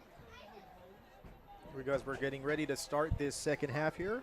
Lobos holding on to a 14-7 lead. Cabrillo will be getting the ball to start the second half as the Lobos started the game with the ball. So yeah, it's going to be, we've been saying this over the past few weeks, a little bittersweet to see, the Garden Grove League end, but we've kind of seen it slowly but surely. You saw Pacifica get taken out, Garden Grove get taken out. So it's not really kind of how a lot of people remember it, as this kick is going to be fielded in a nice little return. Ooh, that big hole there. But you keep in mind, we still will be together in our super conference. So we'll be kind of scattered, and there'll be different tiers within that conference, and that will change as rankings go. But I think we'll still see each other a lot, and it just remains to be seen. Yeah. So here we go. Cabrillo will be starting with the ball at their own 38-yard line. Keep an eye on number 2. Antonio Elam has been pretty much everywhere for the Jaguars tonight when they've had the ball, catching and running the rock. He gets that handoff to the right side. And actually, no, that looks like number 1. Dylan Edwards on the carry. Yeah, I don't know, David, maybe you can tell me a little bit more about that little trap dive action. I haven't seen that tonight yet. You know, we haven't really seen too much of Cabrillo tonight, just the way that the Lobos have been doing, but that is the first time and now the second time that we've seen that play run. Coming out with tempo, no huddle. Yeah, if I'm not mistaken, this is maybe their 3rd possession of the Yeah. game. So it's kind of strange to go into the 3rd quarter with just but it's been some long ball possession drives for the Lobos, and of course the fumble for a touchdown kind of reset that too. Well, yeah, I don't need a statistician to tell me that the Lobos dominated that time of possession in the first half, as they had about 4 or 5 drives in that first half alone. Dave's right. Cabrillo was running a very up-tempo offense, even on their third drive, or their second drive of the first half when they fumbled the ball. Maybe that contributed to the fumble a little bit. QB rolling out, still on his feet. Everyone got faked out on that play, but I'll tell you who didn't. Kaylin, she still had the camera on the quarterback, even when I was looking at the running back at the bottom of the screen. That's going to move the chains for Cabrillo on that nice QB scramble. Yeah, another shout out here to Kaylin, our intern, I guess we can call her here, doing a great job. And again, another shout out if you are interested in helping out GGUSD Athletics, please contact us. Definitely, like I said, we're looking to have people on the sideline with cameras, someone running graphics. There we go. That handoff to Elam. Elam gets to the second level there into the defensive backfield of Los Amigos. Going to get a gain of 9 yards on the play. He runs hard when he does get the ball.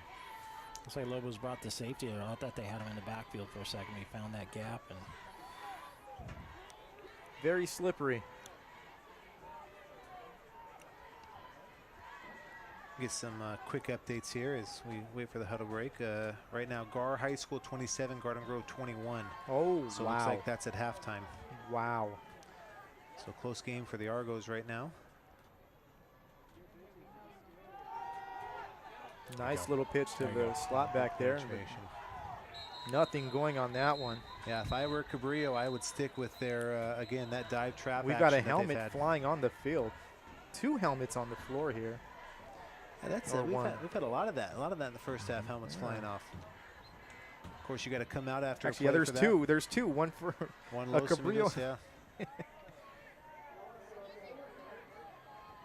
Yeah, that's an interesting call to make right there. I can understand why you do it 2nd and 1. You try something a little bit, can get off schedule a little bit there. But, boy, nice stop there on defense. Now we got certainly a chance for a 4th down here by a stop. Nice 5-yard loss there for the Lobos. You know that Garden Grove score, Dave, that's very surprising to me. It's a lot of points for the first half, I will say that. 27-21 is a high-scoring half. You don't see that a whole lot. No, like, especially last year, Garden Grove handily took care of Gar. Of course, year after year, teams are different, but still not expected there. Here they come. Oh. Again, Elam running hard. Gets himself the 1st down. Yeah, you can see here again, Los Amigos is doing a good job. They're bringing some blitzes. They're getting some penetration, but that's, again, Cabrillo is countering that with some inside runs. But I like that. I like that defensive call. You know, I like that call. I think that when you bring them up like that, you put in a chance for some negative yardage plays, and that'll throw them off. Put them in passing situations. Yeah, that's how I was when I was a coach. That was always my preference was, hey, I don't care if I get beat on this. I'm going to bring the pressure. I'm going to force them to beat me rather than just sit back. So 1st down for the Jaguars at the 26-yard line. Leanos throws to the right. That's Elam on the reception, and he's just strong-arming guys. He just threw Radia to the ground. Oh, late flag. I don't know about that. It looked like, I'm a little bit of a homer here, but it certainly looked like he was finishing out the play, and Certainly wasn't a very, very physical throw down there as they went out of bounds. Yeah, it is going to be on the Lobos. Personal foul. Another score update here, another halftime score. Looks like Santiago is down to Estancia 22-0 at the half. Ooh, wow. Estancia always one of those teams that they always schedule up. So you look at the record and it fools you. But that's a tough team. I believe they're in the Orange Coast League. Orange Coast now, and they will be joining the Garden Grove League in the new 15-team conference. Here we go. So seeing a lot of them in the other sports there. Two wide receivers for Cabrillo here. Shotgun formation. Llanos fakes the handoff, passes over the middle. That's complete, and bowled over is a Lobo defender, and that's number 6 on the touchdown. Dejon Pittman. Yeah, that's a great series for Cabrillo there. Again, like we talked about, mistake-free. Were able to move the ball and not hurt themselves on that, and had some great runs and obviously a great touchdown and pass there and run. See how the Lobos react. Just a very physical drive there by Cabrillo, really bringing it to the Lobos. It's just one of those things that, of course, as a coach, probably preached it at halftime. Like, you just got to come, like they say, you got to smack them in the mouth, right? Come out and make a point. There we go. And it seems like they did that on that drive, and that's going to be the extra point's going to be good. We have a tie ball game once again here at Bolsa Grande Stadium. This is Garden Grove Unified School District Athletics High School Football Friday. David Mora joined here in the booth by Los Amigos principal Mr. Todd Nurk and District Athletic Director Dave Mameli, who's over there looking up scores for us. And not having luck with, I might have to. Scores are hard to come by these days. I might have to go text directly to the source, to the admin that's there, yeah. There you go. Back deep to return for the Lobos, number 30, Isaac Galindo, and number 7, Gerardo Espinoza. So, David, let me ask you, what do you have on tap this year as far as coverage? Are you planning on football and basketball again for this year? Basketball just became nearly impossible. With both boys and girls last year playing on the same night. This year, things are changed up, and now they're playing on different sites on the same night. So we have some things in the works where we're going to try and still give people the same kind of coverage in just a different way. It's just we're going to have to adjust, and we might be doing kind of like an update show from campuses, and we're going to try and do something that's interactive and make sure those athletes feel included. That Yeah, Todd, as you know, last year Garden Grove, for a long time they did their basketball games where the boys varsity and girls varsity were at the same site and played on the same night, and obviously there's a lot of advantages to that. The Golden West League with Garden Grove and also the Garden Grove League have decided for this year that they're going to play, boys and girls are going to play opposite sites on the same night. So there's some advantages to that too, but it does come with some drawbacks, including that now for us to try to get out and see all those teams instead of conceivably having 7 times that we go out, now it's 14 that we've got to try to get to them. Yeah. So we like David said, we got some stuff in the works, and we'll come up with it, and that's why they pay us the medium bucks, right? Yes, yeah. So that we can do it. And we'll definitely figure something out, because I feel last year we missed the mark with spring coverage, and a lot of that had to do with the rain, as the Lobos there get a nice run on. Was that second down or first down? Nonetheless, it's a first down there by Flores. But we got a flag on the play. This might go against the Lobos. Let's see. That's a deep flag there. Yeah. That looked like a verbal flag, I think. So that'll bring it someone. As they assess those penalties, I do gotta have an update from La Quinta. So I said don't sleep on La Quinta here. They are up at the half on Costa Mesa 31-6. So doing real well, I'm telling you. That's one of the, and Costa Mesa is not a terrible team at all. If you want to hand me those papers really quick here, let's take a look at where Costa Mesa is. Let's see. Yeah, Costa Mesa at 1-2. So they didn't go into that game. What's their Cal Preps? Their Cal Preps is negative 48.1. All right, so we're on similar. Yeah. They're going to be around. That's like a Garden Grove League team, to be honest. Yeah. But again, if that's an indication, and La Quinta's up 31-6. that means they're playing above. I think this is going to be the last year of the Garden Grove League might be the most exciting ever. Oh yeah, every single team is in it. They're all going to want that championship too. Now I told Dave last week, or maybe the week before, the first Garden Grove League championship was won by Rancho. They're going to want to close it out and say, hey, we bookended it. They're going to that would be their 6th in a row. Los Amigos is going to want to say, no, we had a share of it last year. We want it all this year. Well, it really is. Yeah. It really is exciting having everybody in kind of the same level, and it'll make these Friday nights a lot of fun for the fans and for the players. Oh, yeah. I'll be ready to see some new teams, of course, next year, and get to learn about a lot of new teams.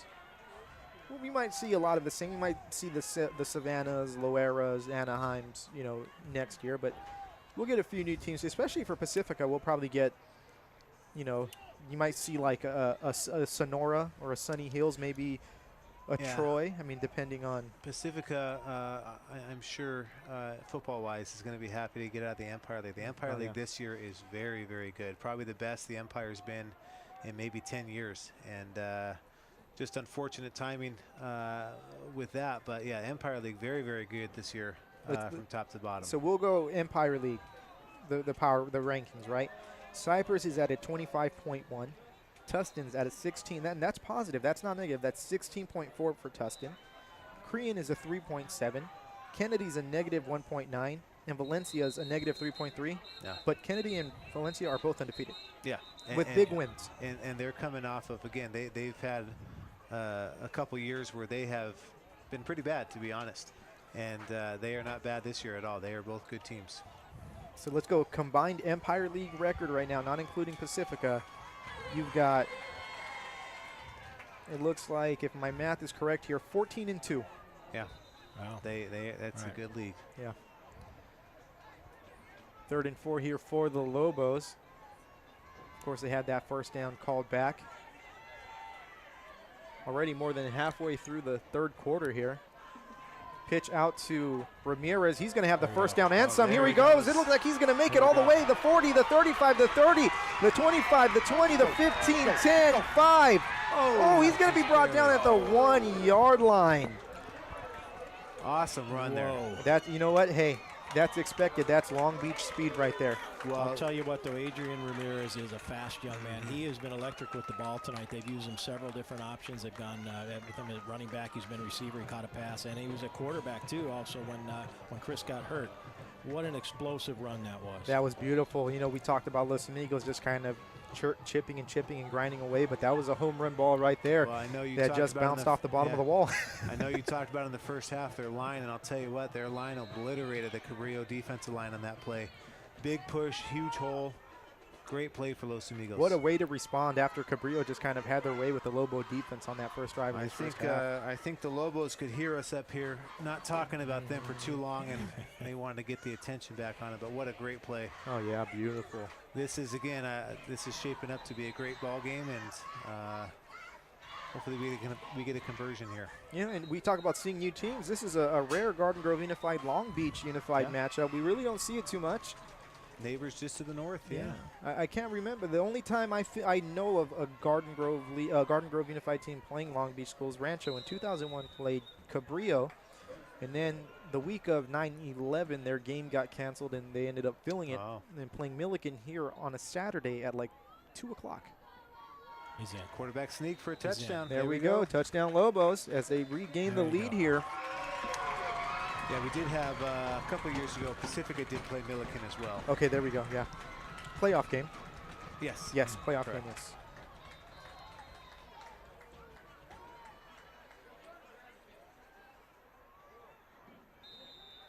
And you speak of new teams, Rancho playing Corona, I believe, next week.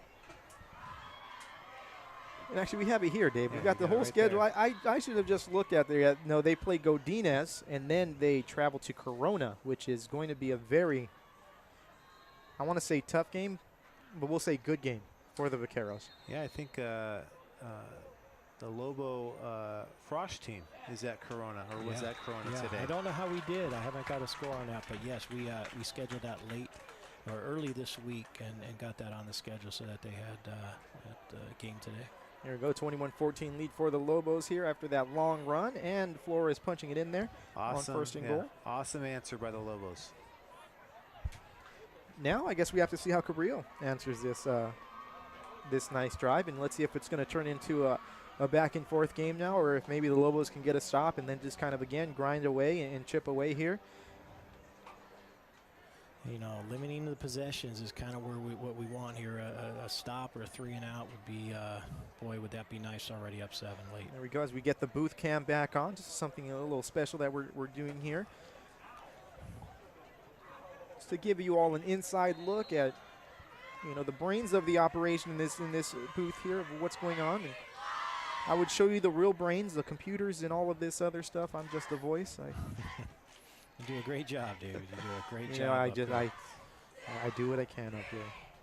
Yeah, I want you to know I'm sitting on my iPad watching replays of your games on Saturday nights. Hey, I love it. There we go. You know, keeping me up to date and listening to you. You do a great job calling these games. We have a Tosa in Parent Community Outreach. I believe she said her husband was actually reffing the game here tonight.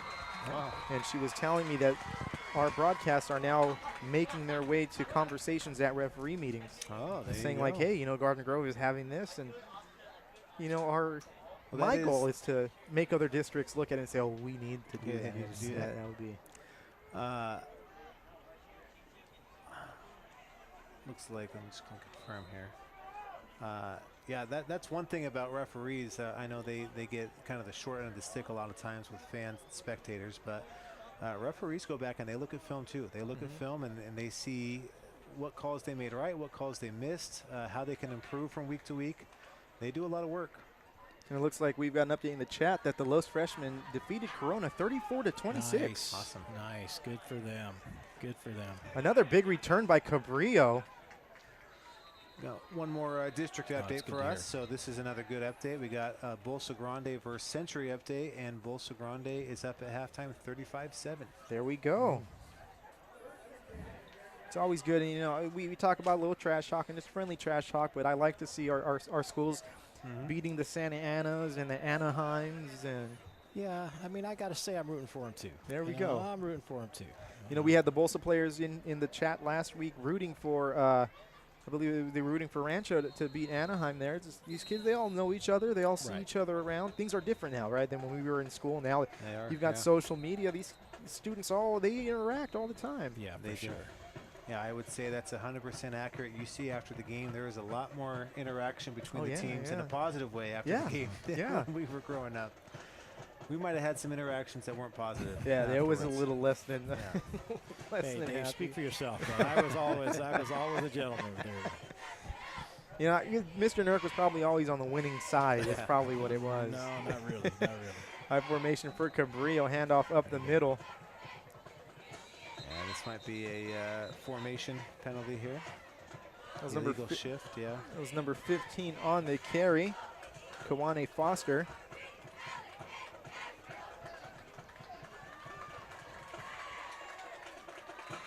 I'll say this booth cam this year is way better than last year, and I'll just say it's because I've lost a little bit of weight since last year. If that wasn't the case, then we probably wouldn't have it, but I'm feeling a lot better this year than last You'd year. always forget your camera. There'd always be an issue with it. Yeah, right? it's like, oh, you know what? I can't do it. The cable's broken. It's like, what about the 8 backups you have in your bag? It's like, oh, yeah, those are broken too. Hey, it's good motivation, man. Yeah, there you that's go. it right there. And, yep, Dave was right. This is going to march the Jaguars back a little bit. See if the Lobos can take advantage here. It's first and 15.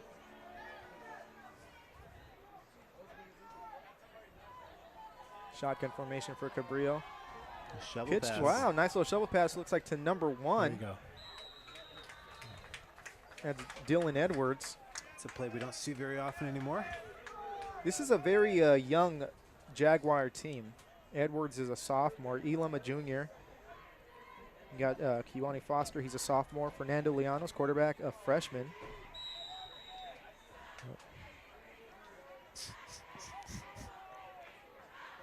So haven't brought this up, but I've been excited to bring it up. Maybe not exciting for the Cabrillo fans, but Mr. Nurk, did you ever watch Last Chance U by any chance on Netflix?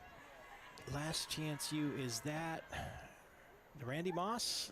No, so it's like they started first off at a junior college in Mississippi, Okay. where they followed the team around, and they followed that team for 2 years. Then they went to Independence, Kansas, to Independence Community College, and the head coach at that time was Jason Brown, who had coached at Cabrillo for about 4 years, from 2010 2014, and kind of brought them some good success. Winning a playoff game against Tesoro in 2013, and kind of putting them on the map and kind of making them a formidable team in the Moore League, which is one of the toughest leagues in Southern California. With Lakewood and Pauley, Compton winning a championship, and Jason Brown kind of turning things around. And in the show, you kind of learn about just how he did it, and maybe not some ways that the other Long Beach schools liked. Able to kind of bring kids in from neighboring school communities. Right. Yeah, that's something. Talking about Cabrillo with the league again. Talking about the Moore League. With the football disparity and whatnot. Yeah. And obviously, right now, Long Beach Poly is so much ahead of everybody else. Even a school like Lakewood has fallen off a little bit from there. And so, going to a football-only league for them would make a lot of sense as well, too. Oh, yeah. Because, again, the other sports are a little bit more competitive, but football, there is a big drop-off from Poly to the rest. Now, I don't know what that section of, or what that, I don't know what they call the sections in CIF in the southern section, but that area, I don't know if they're going to it, but I know the area that's like San Bernardino, they're going to the same kind of thing that Orange County's going to. Yeah, they, like anything else, once something happens and people start to jump on it, it only takes a while before everyone's on the bandwagon. Oh, yeah. Even in the LA area, there's a lot of teams, a lot of schools that are kind of running away with things. I mean, I can just see if they have a league over there and they do it like Orange County, where now in LA County, you're going to have a league with La Serna, with Downey, Long Beach Poly. You're going to have a very, very tough league of those elite schools that have all won championships in the past few years. But that would be very exciting, and it's kind of like that. Another flag on the play. That receiver caught the ball a little off balance there.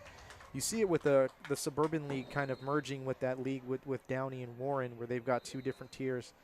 And now La Mirada, who used to just dominate the Suburban League, is now they've got some growing pains having to face Warren and Paramount and Downey, and that is going to go on against the Lobos as our booth cam died here. That'll go against the Cabrillo. Jaguars. I'm sorry, Jaguars. Well, we'll be declining that one for sure. So Yeah, Cabrillo's had, especially here in the second half, they've had a bunch of players cramping up.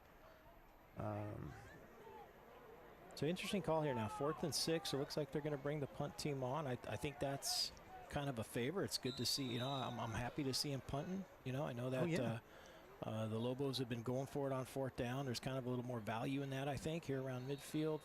I don't know. It's a tough call, but I'm happy. I think this is their punter coming in. It is, yeah. No, the guy back. Who's their punter? One of their linemen.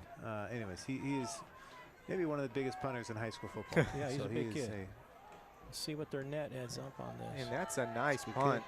No one's going to get to that, and that's going to take a Jaguar bounce. And actually, no, a Lobo-friendly bounce out of bounds. So, you have we'll take 65 for them. Yeah. So 65 for Cabrillo is Jose Gonzalez. That's Jose. Very, very large man for a punter. And I'll tell you what, I was watching him pregame, and he was booting the ball. He got a couple of really, really good ones. Like you said, that was a good punt for them.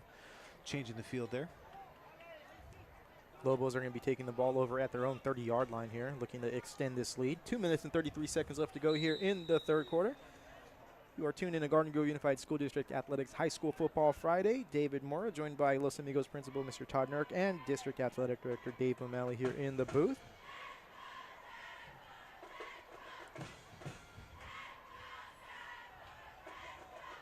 So we talked about Coach Jason Brown a little bit earlier. The Lobos have had themselves a fair share of coaches who are considered legends. You start with Coach Art Mahalik. Yes. Then a coach, but some people might have heard of this guy, Bob Johnson. Sounds kind of familiar, Yeah. Winning his coach in Orange County up until Bruce Rawlinson kind of took over. So, Bob went from Los straight to El Toro, right? And then to Mission? And I know he was at Mission. He did go to El Toro. I believe he did coach Mission. I mean, he coached the Lobos against Mission Viejo in, I believe, the 81 championship game. And then, of course, Takahashi, of course. Here we go. Nice run here by the Lobos. Ramirez getting it done. Now, Takahashi only coached for about 60. It was less than 20 years. And he's in top 50 in wins in county history. I mean, if he would have coached consistently that whole time, he would have been up there. Roger is a fantastic coach and a great human being, I great person. I hear nothing but great things about Coach Takahashi. And, you know, as a kid, being around Garden Grove League football and always hearing the Takahashi name, to me, he's like a celebrity. I've never been able to go up to him and talk to him because to me it's like, oh, that's Coach Takahashi. To me, he's like a larger-than-life character. It's the same thing where, like, if we ever see Foothill come back and Coach Case is on that other sideline, for me it's going to be the same thing. It's going to be like even though as a kid I interacted with him, and you know, but those are just names. But now he's big time. Now he's big time. Now you know he's up there and taking care of business at Foothill still. I heard last year was going to be his last year, and he came right back.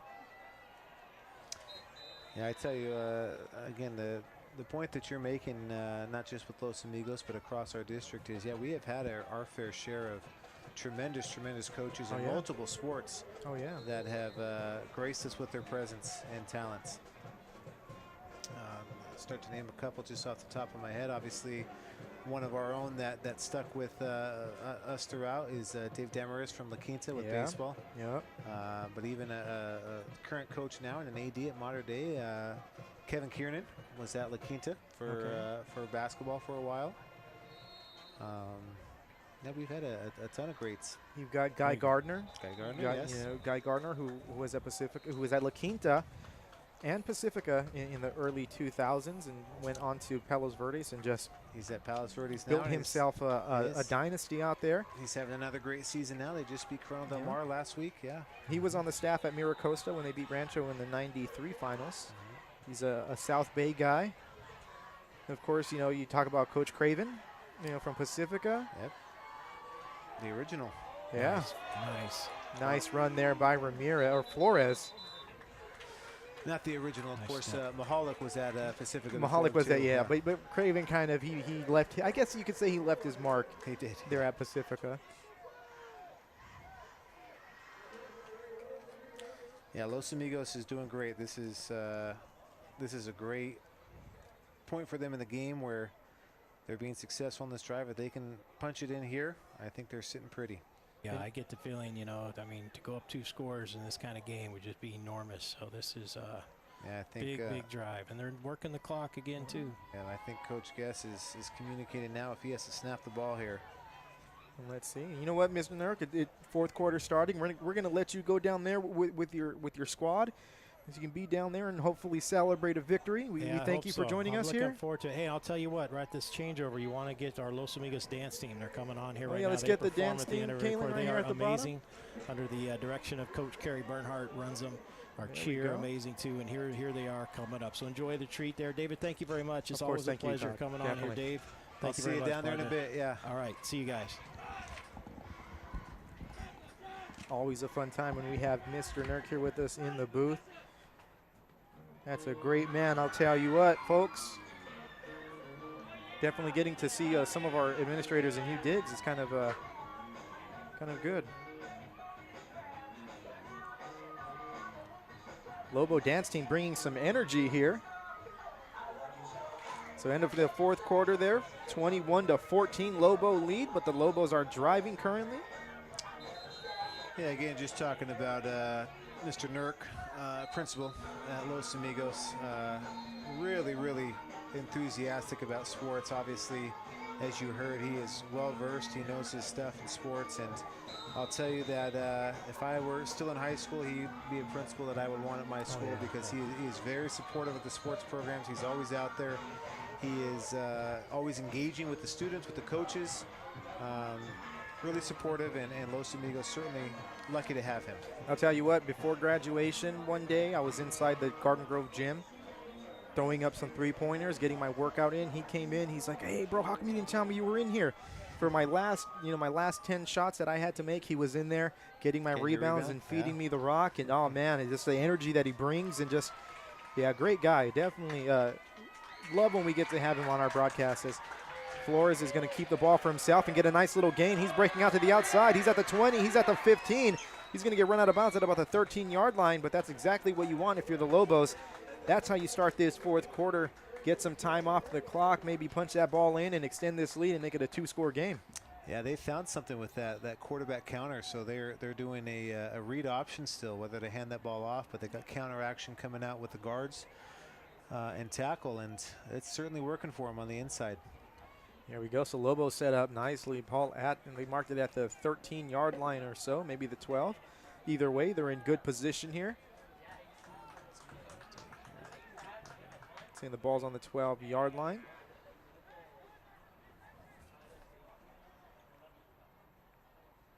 Raul Cruz in the backfield. He gets the handoff and gets tripped up. That was a nice saving tackle there. It looks like by number 13. Moises Estrada to save what looked like could have been a touchdown. It's going to bring up second down and about 8 yards to go. They're calling it actually a gain of 3, so 7 yards to go. Ball on the 9-yard line.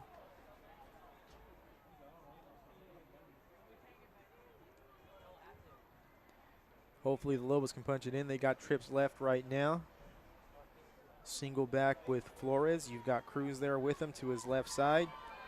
Flores keeps it himself. We've seen this before, and he's going to get taken down there. It looks like by number 59, I believe. No, that's number 58. Pedro Diaz. Cabrillo defense kind of getting a little stout here.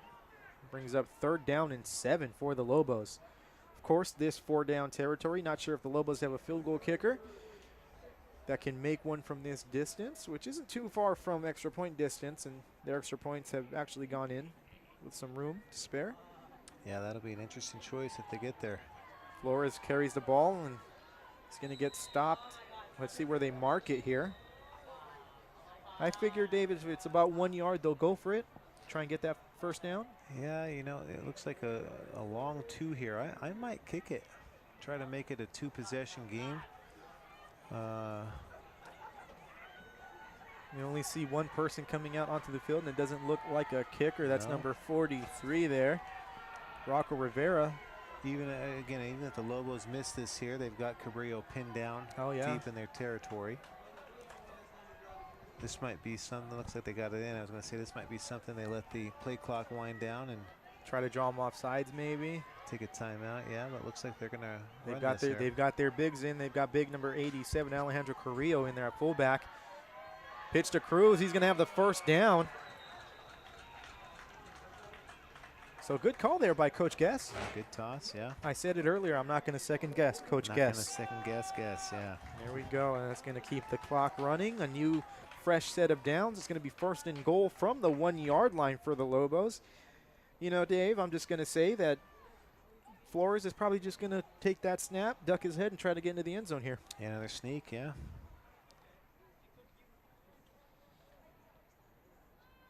Lobos will be sitting pretty here with a 14 or a 13-point lead if they can get the ball into the end zone here. Certainly not a lead that Cabrillo can't come back from, but it would make the Lobos. And actually, no, it's going to be a pitch, but we've got whistles on the play. Yeah, you know, I think I've heard those throughout. Uh-oh. So actually, yeah, let's see if that was a whistle, because I heard a whistle, but. I think it's soccer behind us. Oh, it's soccer. Oh, the door's open now. Yeah, that's why. There we go. So we don't even know if you can hear it. Oh, you should be able to hear it in the stream, but not a whistle. Lobos 2nd down and 1. So I'm not sure what happened there. Cabrillo was pointing like they got the ball. They were, yeah. Referees obviously not swayed by their. There he is right there. Flores with the touchdown. There we go. Lobos taking a 27-14 lead. The refs not being persuaded there by Cabrillo, who said they had the ball. Cabrillo looking a little frustrated. Players stomping on the ground here. Lobos, of course, looking to go 2-1 on the season, the young season. We have a 27-14 lead here. 8 minutes and 27 seconds left to go in the 4th quarter. Lobos offense has been very great here tonight. Linemen been doing a good job getting a push off the ball, and that's going to be good on the extra point. The Lobos take a 28-14 lead. Yeah, again, let's see what Cabrillo comes out with. They did have some success, like we talked about earlier, with some inside running on their first drive of the half. They have plenty of time, so let's see if they come back to that, or maybe if they're a little bit more pass urgent on this drive here. But they do have plenty of time.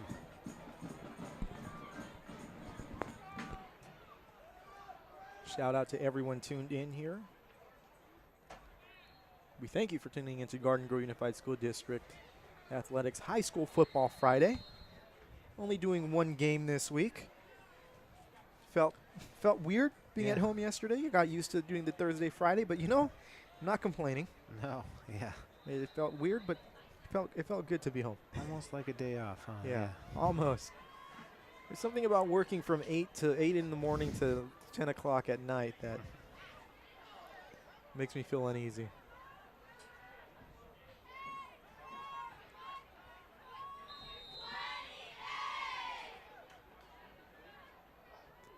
So here we go. Lobos getting ready to kick the ball off to the Jaguars.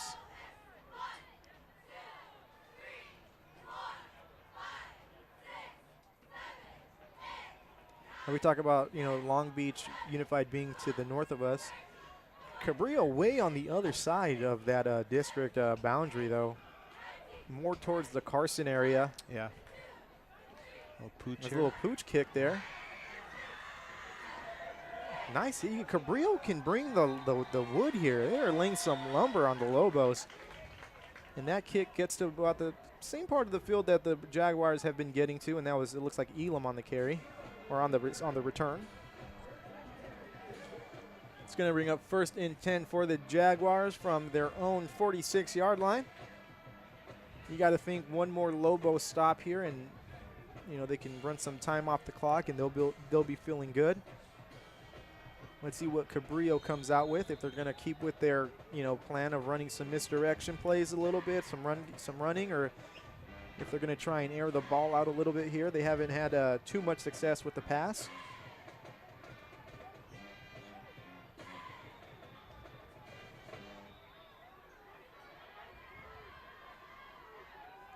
So players telling each other the play as they were going out onto the field. So let's see. Here we go. Llanos gets ready to take the snap.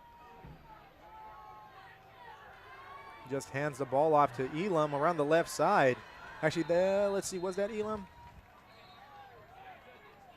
We'll get you that correct number right now. Nope, that was number 15. My apologies. Kawane Foster, who we've been seeing heavily here tonight, along with Elam.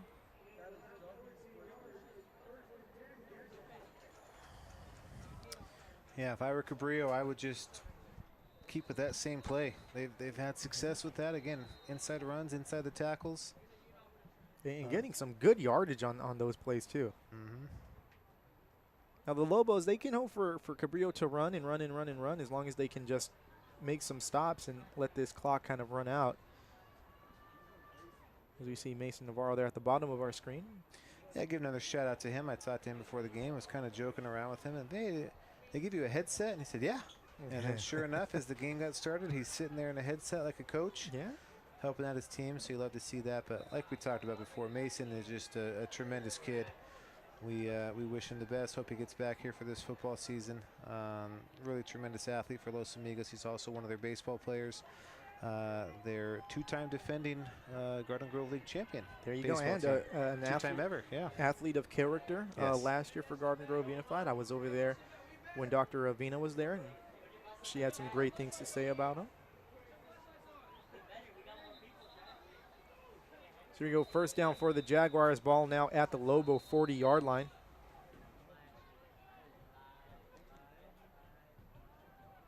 Llanos takes the snap, drops back to pass, has a man open to the left. That is not Elam. That's number 4, Gabriel Garcia on the reception.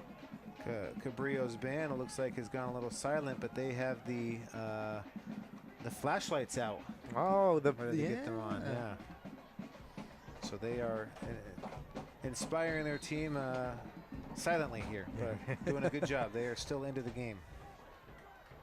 Leanos takes the ball, hands off to Foster. Foster takes to the left side, picks up the first down. If you're the Lobos, you're not mad at this. You're okay with this, these small chunks of yardage. Yeah, being a two-possession game, you're okay with it, but I got to tell you, if I'm Cabrillo, I'm pretty happy. This is a good drive for them. Yeah. I want to keep it converted. Now we hear the Cabrillo trombone, or sorry, tuba player. No. Yeah, he's out. That's Cabrillo. And let me tell you what, Dave, that sounded like it was right in front of us. Yeah.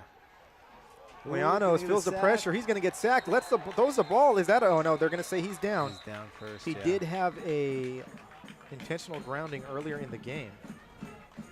Yeah, big play there for Los Amigos. Yeah, but Lobos will take this instead of the intentional grounding. This takes them out of, again, they were having success running the football here on this drive, and obviously now a 2nd and 16 or 17 takes them out of a running situation. And most importantly, it keeps that clock running.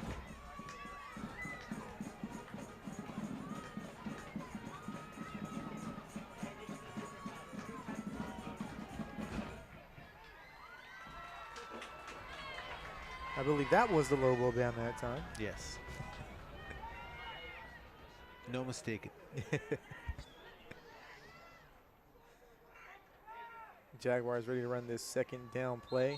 Yeah, they're a little out of sorts. Cabrillo's head coach takes a timeout. That was going to be probably another penalty coming out. Good news for the Lobos. Of course, right now, a close game. This late in the half, you try to save your timeout. So anytime that you see the other team having to take them, it's a good sign for your team.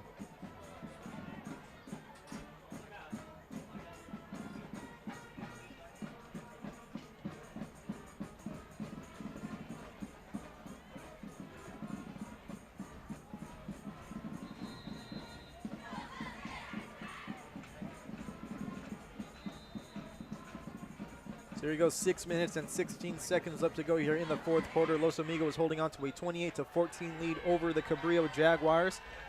Lobos looking to go 2-1 on the season. Jaguars looking to come back and make it 3-1 on their season. Both teams playing some good football here tonight. Pass over to the left side. That's Elam. He's got the ball. Now that's number 6. He puts a stiff arm on the Lobo defender. Still on his feet and gets dragged down at about the 3-yard line. Finally brought down by number 10, Adrian Ramirez. DeJean Pittman. It's coming back here. Yeah, great wide receiver screen there, but they're going to have a late hit way behind the play on a Cabrillo player. Wow, and you know, that's something that if you're a coach, that drives you nuts. Yeah. Looks like we got a Los player, the one that was Looks hit. like it's number 13, Miguel Radia. He gets up, walking off on his own here. You know, at this point, you know, the one thing that you need to tell your team is let that go. Yeah. That's done with. That's over. You're up 28-14. You don't want to help them out at all. No, and again, this is, we've talked about it a number of times tonight, but that's another great play there by Cabrillo. They get down to the 1-yard line. Looks like they're going to make this a one-possession game, and all of a sudden now they're looking at, now they're back 15 more yards again. They're going to have a 1st and goal from probably the 20-yard line. Coach Guest not happy with that play at all, and as I'm sure no coach would be seeing their player. No, I think he's out there. I think a couple of Los players were probably chirping. Yeah. They didn't like how that happened, and I think Coach Mello is saying, hey, we're gonna be cool. We're gonna keep our composure, and we're up 2 scores. Let's just finish this game out. Yep, and at this point, it seems like the only team that can beat Los Amigos is Los Amigos with the way things are going. And again, you don't want to engage in any back and forth. The referees are always going to see the second guy that does it, even if you don't do it. Yeah, so I guess they called this not post-possession. I would have said that play happened post-possession. Wow, so they called it in the... Oh, there you go. So they've dropped it now. So, yeah, this... I'm not sure what's going on. A lot of confusion here early in the season. They do have 2nd down, so they must have called this during, but I think they're looking over now and are confused too. Yeah, but it's... if we got a 2nd and 13 here, then they called it during the play, and it was a spot foul from the hit. Leanos throws the ball up in the air. It's going to be intercepted by the Lobos. Let's see who they get possession. Oh, wow. I'll tell you what, Dave, that looked like an interception to me. Yeah, that's just like in baseball. Tie goes to the runner. Tie is going to go there to the receiver. Yeah. Good throw and good play. And again, Nice. good answer back for Cabrillo. Not taking that adversity against them. We got a one-possession game here. You know, if I'm Cabrillo, I'm not asking the Los crowd to make noise. You're down by 8 points, young man. Just be humble about the score, and let's get that extra point.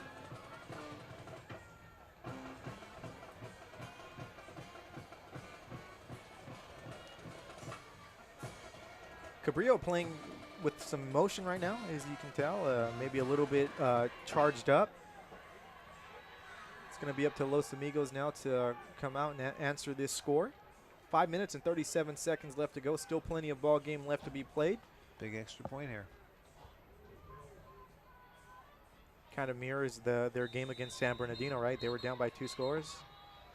And those are whistles from the field. So yeah, I don't think this will be a penalty. I think they went before the ball was set. Yeah, before the officials were ready here.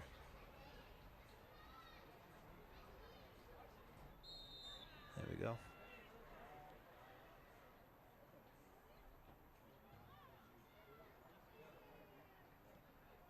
That PAT is good. So 28-21, Los Amigos holding on to a 1-score lead here. 5 minutes and 37 seconds left to go here in the fourth quarter. Cabrillo playing with a lot of emotion, probably charged up. Maybe a little bit of momentum they feel is on their side. So Lobo is going to have to come out here on offense and really make a statement and put together a nice little drive, either to run this clock all the way out or to score a touchdown and put this game away here.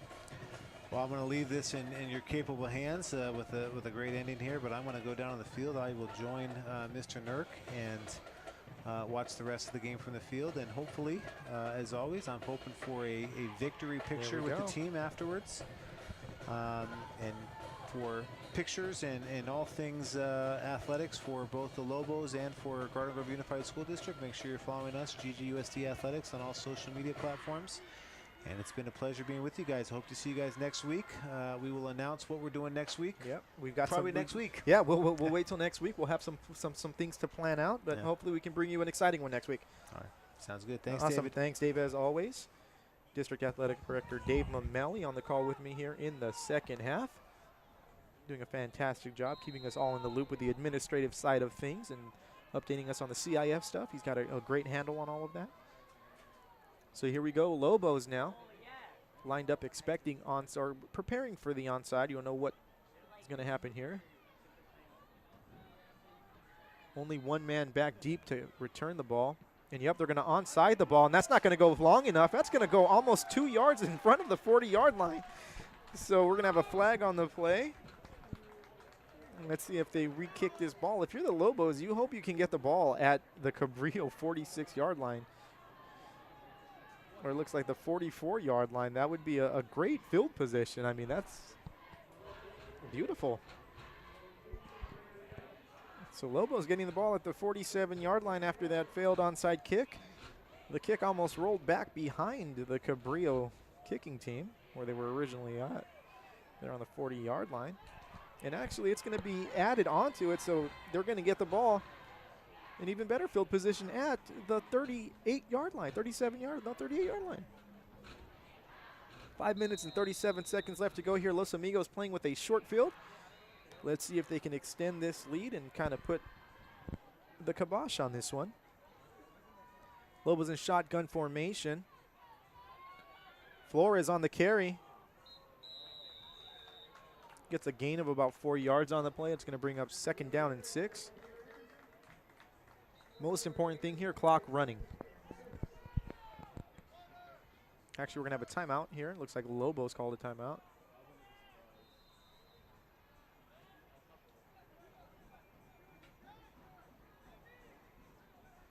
See the trainers walking off, may have been an injured player. So the clock was not stopped. It looked like they just were tending to a player.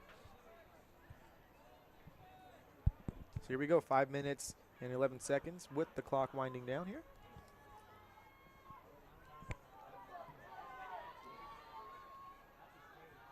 Flores and Cruz in the backfield.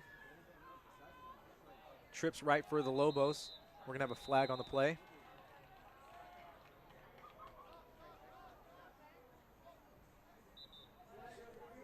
We're going to have false start on the Lobos, so moving back. Going to be now second down and 12 yards on the play, or 11 yards on the play for the Lobos. But again, the clock is running, 4 minutes and 53 seconds left to go here. It's not second and 40, by the way. Flores takes the snap, keeps it himself, goes to the right side, gets taken down after maybe 2 yards on the play. We have a shaken up Lobo.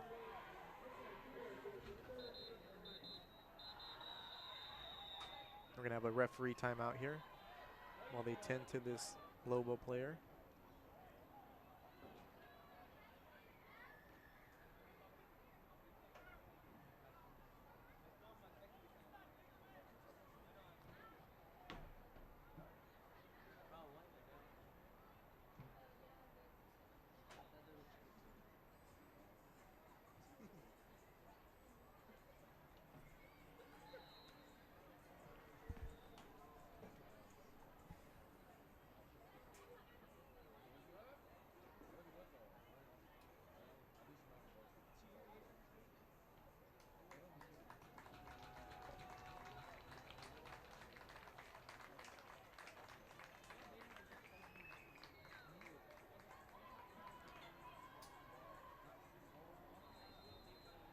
Here we go as we resume play here.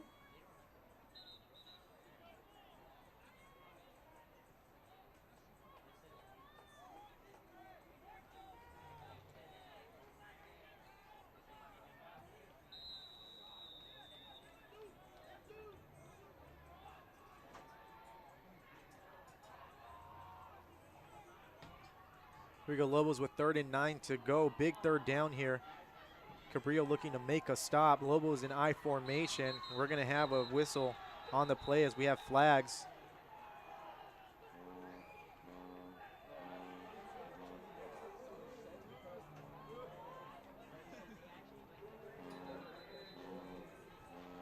We're going to have a timeout, Los Amigos.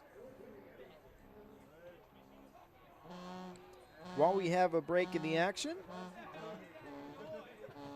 I just want to let you all know about the Garden Grove Unified School District College Fair coming up in a few weeks here.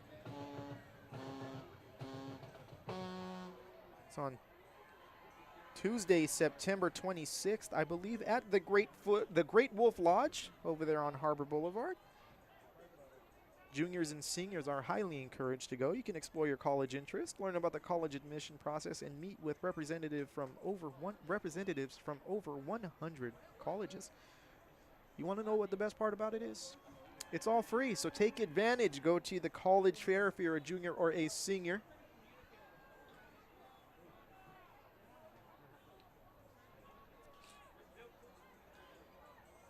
That penalty on the Lobos, so they march further back, 3rd and 14. Ball on the 43, 4 minutes and 8 seconds left to go here. This is probably going to be the biggest play of the game here, or at least one of the biggest plays of the game here. Lobos in I formation. Lobos in I formation. 2 wide receivers, so let's see what Flores does here on 3rd down. Pitches out to Ramirez. Ramirez not going to get anywhere. Gets maybe a yard on the play. And that's going to give Cabrillo all the momentum that they're going to need to start their offensive drive here after what is going to surely be a punt from the Lobos.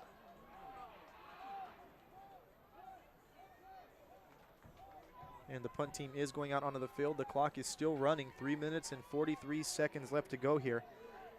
So this is going to be the drive of the game for Cabrillo coming up. They had the Lobos on skates a little bit on that last drive. Their passing game got off the ground. So it's going to be a tough task for the Lobos to stop a team with this much momentum.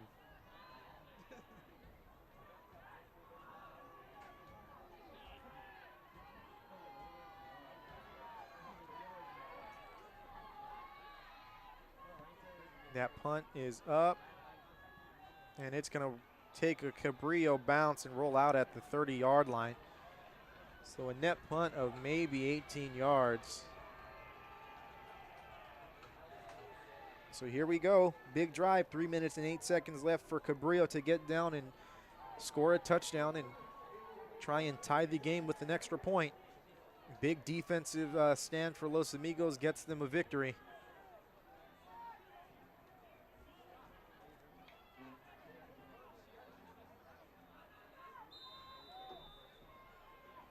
So let's see what Cabrillo decides to do here on this drive. They had a lot of passing on that last drive.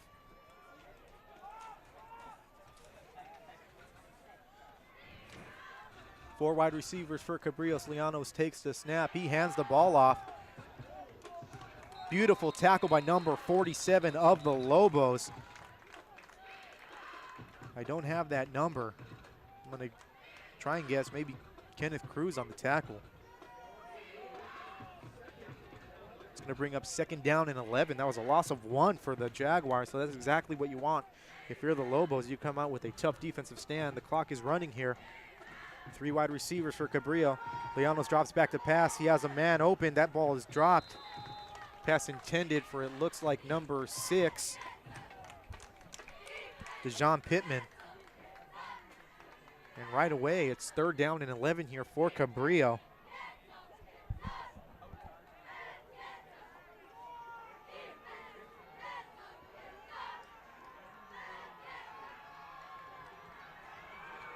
Of course, this is 4th-down territory for Cabrillo. There's no way that they're going to be punting this ball away on 4th down, not with a 7-point deficit and 2 minutes and 30-something seconds left on the clock. They're rushing up to the line. Lobo crowd getting into it, making some noise. Lianos in shotgun, 3 wide receivers, gets ready to take the snap. Drops back to pass. There's flags on the play. Maybe a penalty on the Lobos because it didn't the play didn't stop. Lianos gets a nice carry, not going to get the 1st down, but gets a gain of about 6 or 7 yards. And let's see what the call on the field is. False start on the offense. Okay, false start on Cabrillo. Let's see what Coach Guest decides to do. And he's going to take the penalty, and they're going to march him back. It's going to be 3rd down and 16 for Cabrillo, but with the way Cabrillo passed the ball on the last drive, that's, I don't know. Let's see what happens here.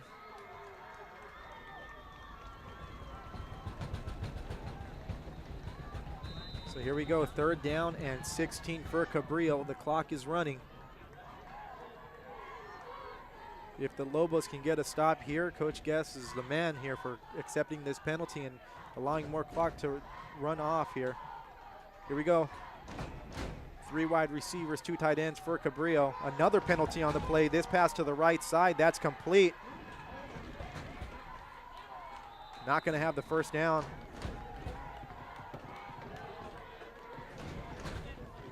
Let's see what the call is here. Another false start on Cabrillo. So 2 false starts in a row for Cabrillo. What they're trying to do is they're trying to get that running back out early, and he's taking off just a little bit too early. Or they're trying to actually get the tight end out early.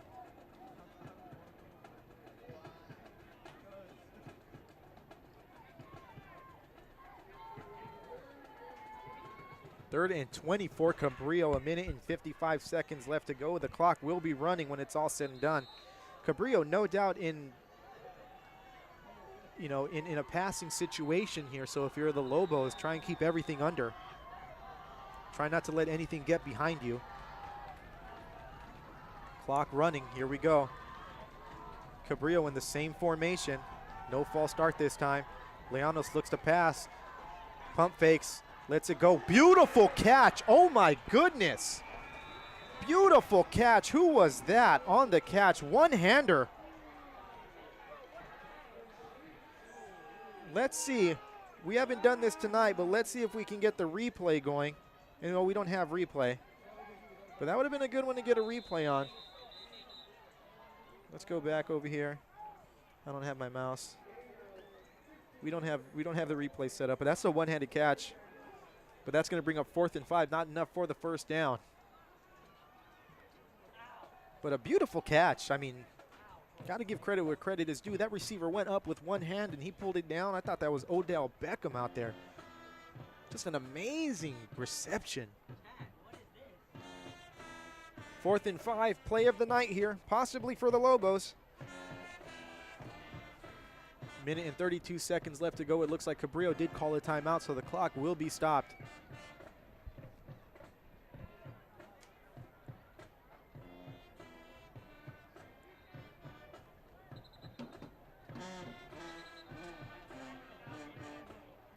Cabrillo band out there making some noise.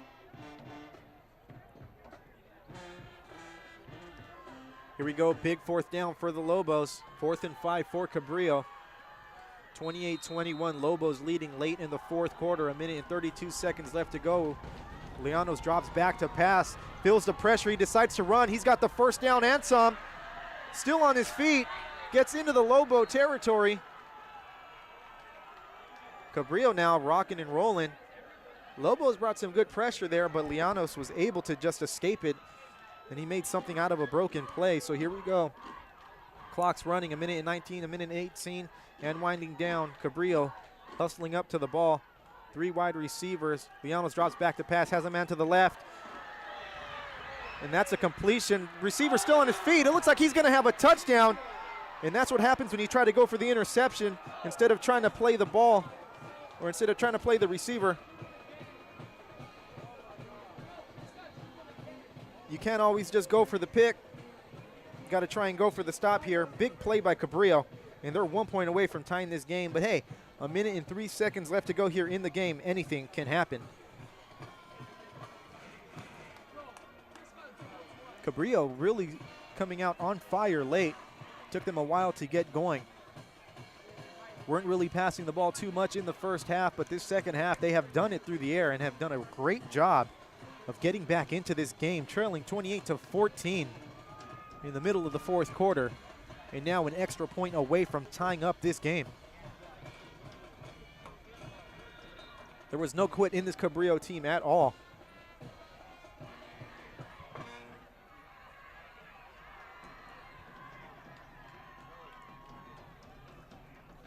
And actually, looks like a penalty on the play, and they're going to be marched back. This is huge. Their kicker on the last kick, the ball was kind of trailing to the left. So 28-27, this is a huge PAT. And now they just got marched back 10 yards, or actually 15 yards. So this is going to be a 35-yard point after attempt. And let's see. Here we go. This is big. Now this might be the play of the game. This is not a gimme whatsoever. Here we go.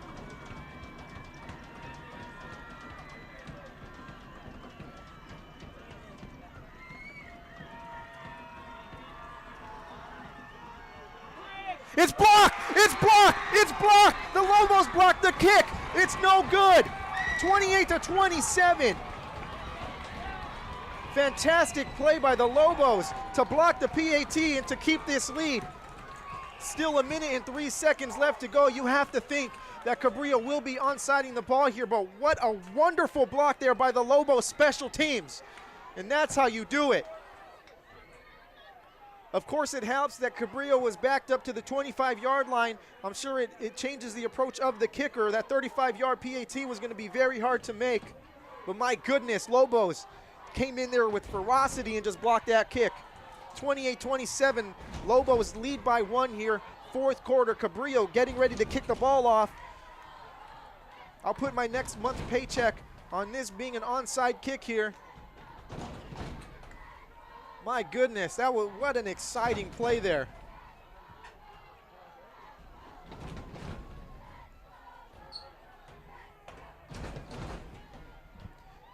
Remember, the onside kick on Cabrillo's last touchdown rolled all the way back to their own 38, so it was a kick of maybe 2 yards net. So let's see what they do here. The kick wasn't bad, it just didn't go far enough, so the Lobos need to be prepared here. Man, what a turn of events. That penalty was huge on Cabrillo. Marched them back to their 17-yard line for the PAT, and here's the onside. This one looks like it went far enough, but it went out of bounds. That's going to be Lobo football, and it's just a matter of them running a few run plays here, maybe a few victory formations, and it looks like they'll be moving on to 2-1. We've got a flag on the play, perhaps a targeting call. Let's see what the call is here.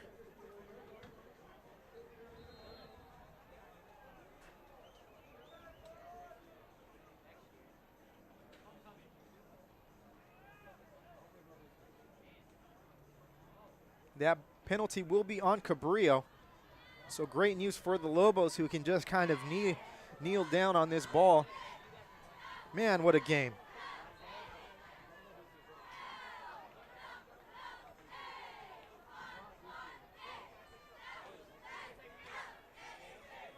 What an exciting finish. The Lobos won the game 28-27 in week 1, but they were the ones that came back. They were the ones that made the 2-point conversion to win the game.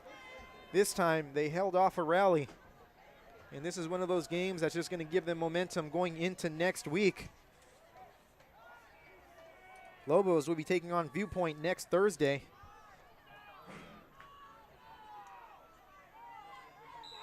And there we go. Victory formation there. Clock now under 1 minute to go. It does not look like Cabrillo is going to be wasting that last time out.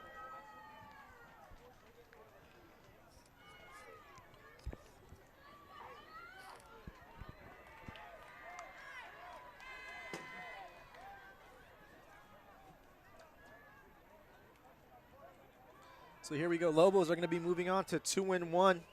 Cabrillo falling to 2-2, but what a great game by both teams.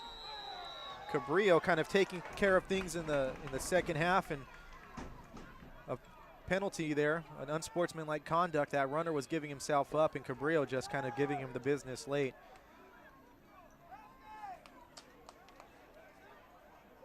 Coach Guess is not liking what he's seeing there.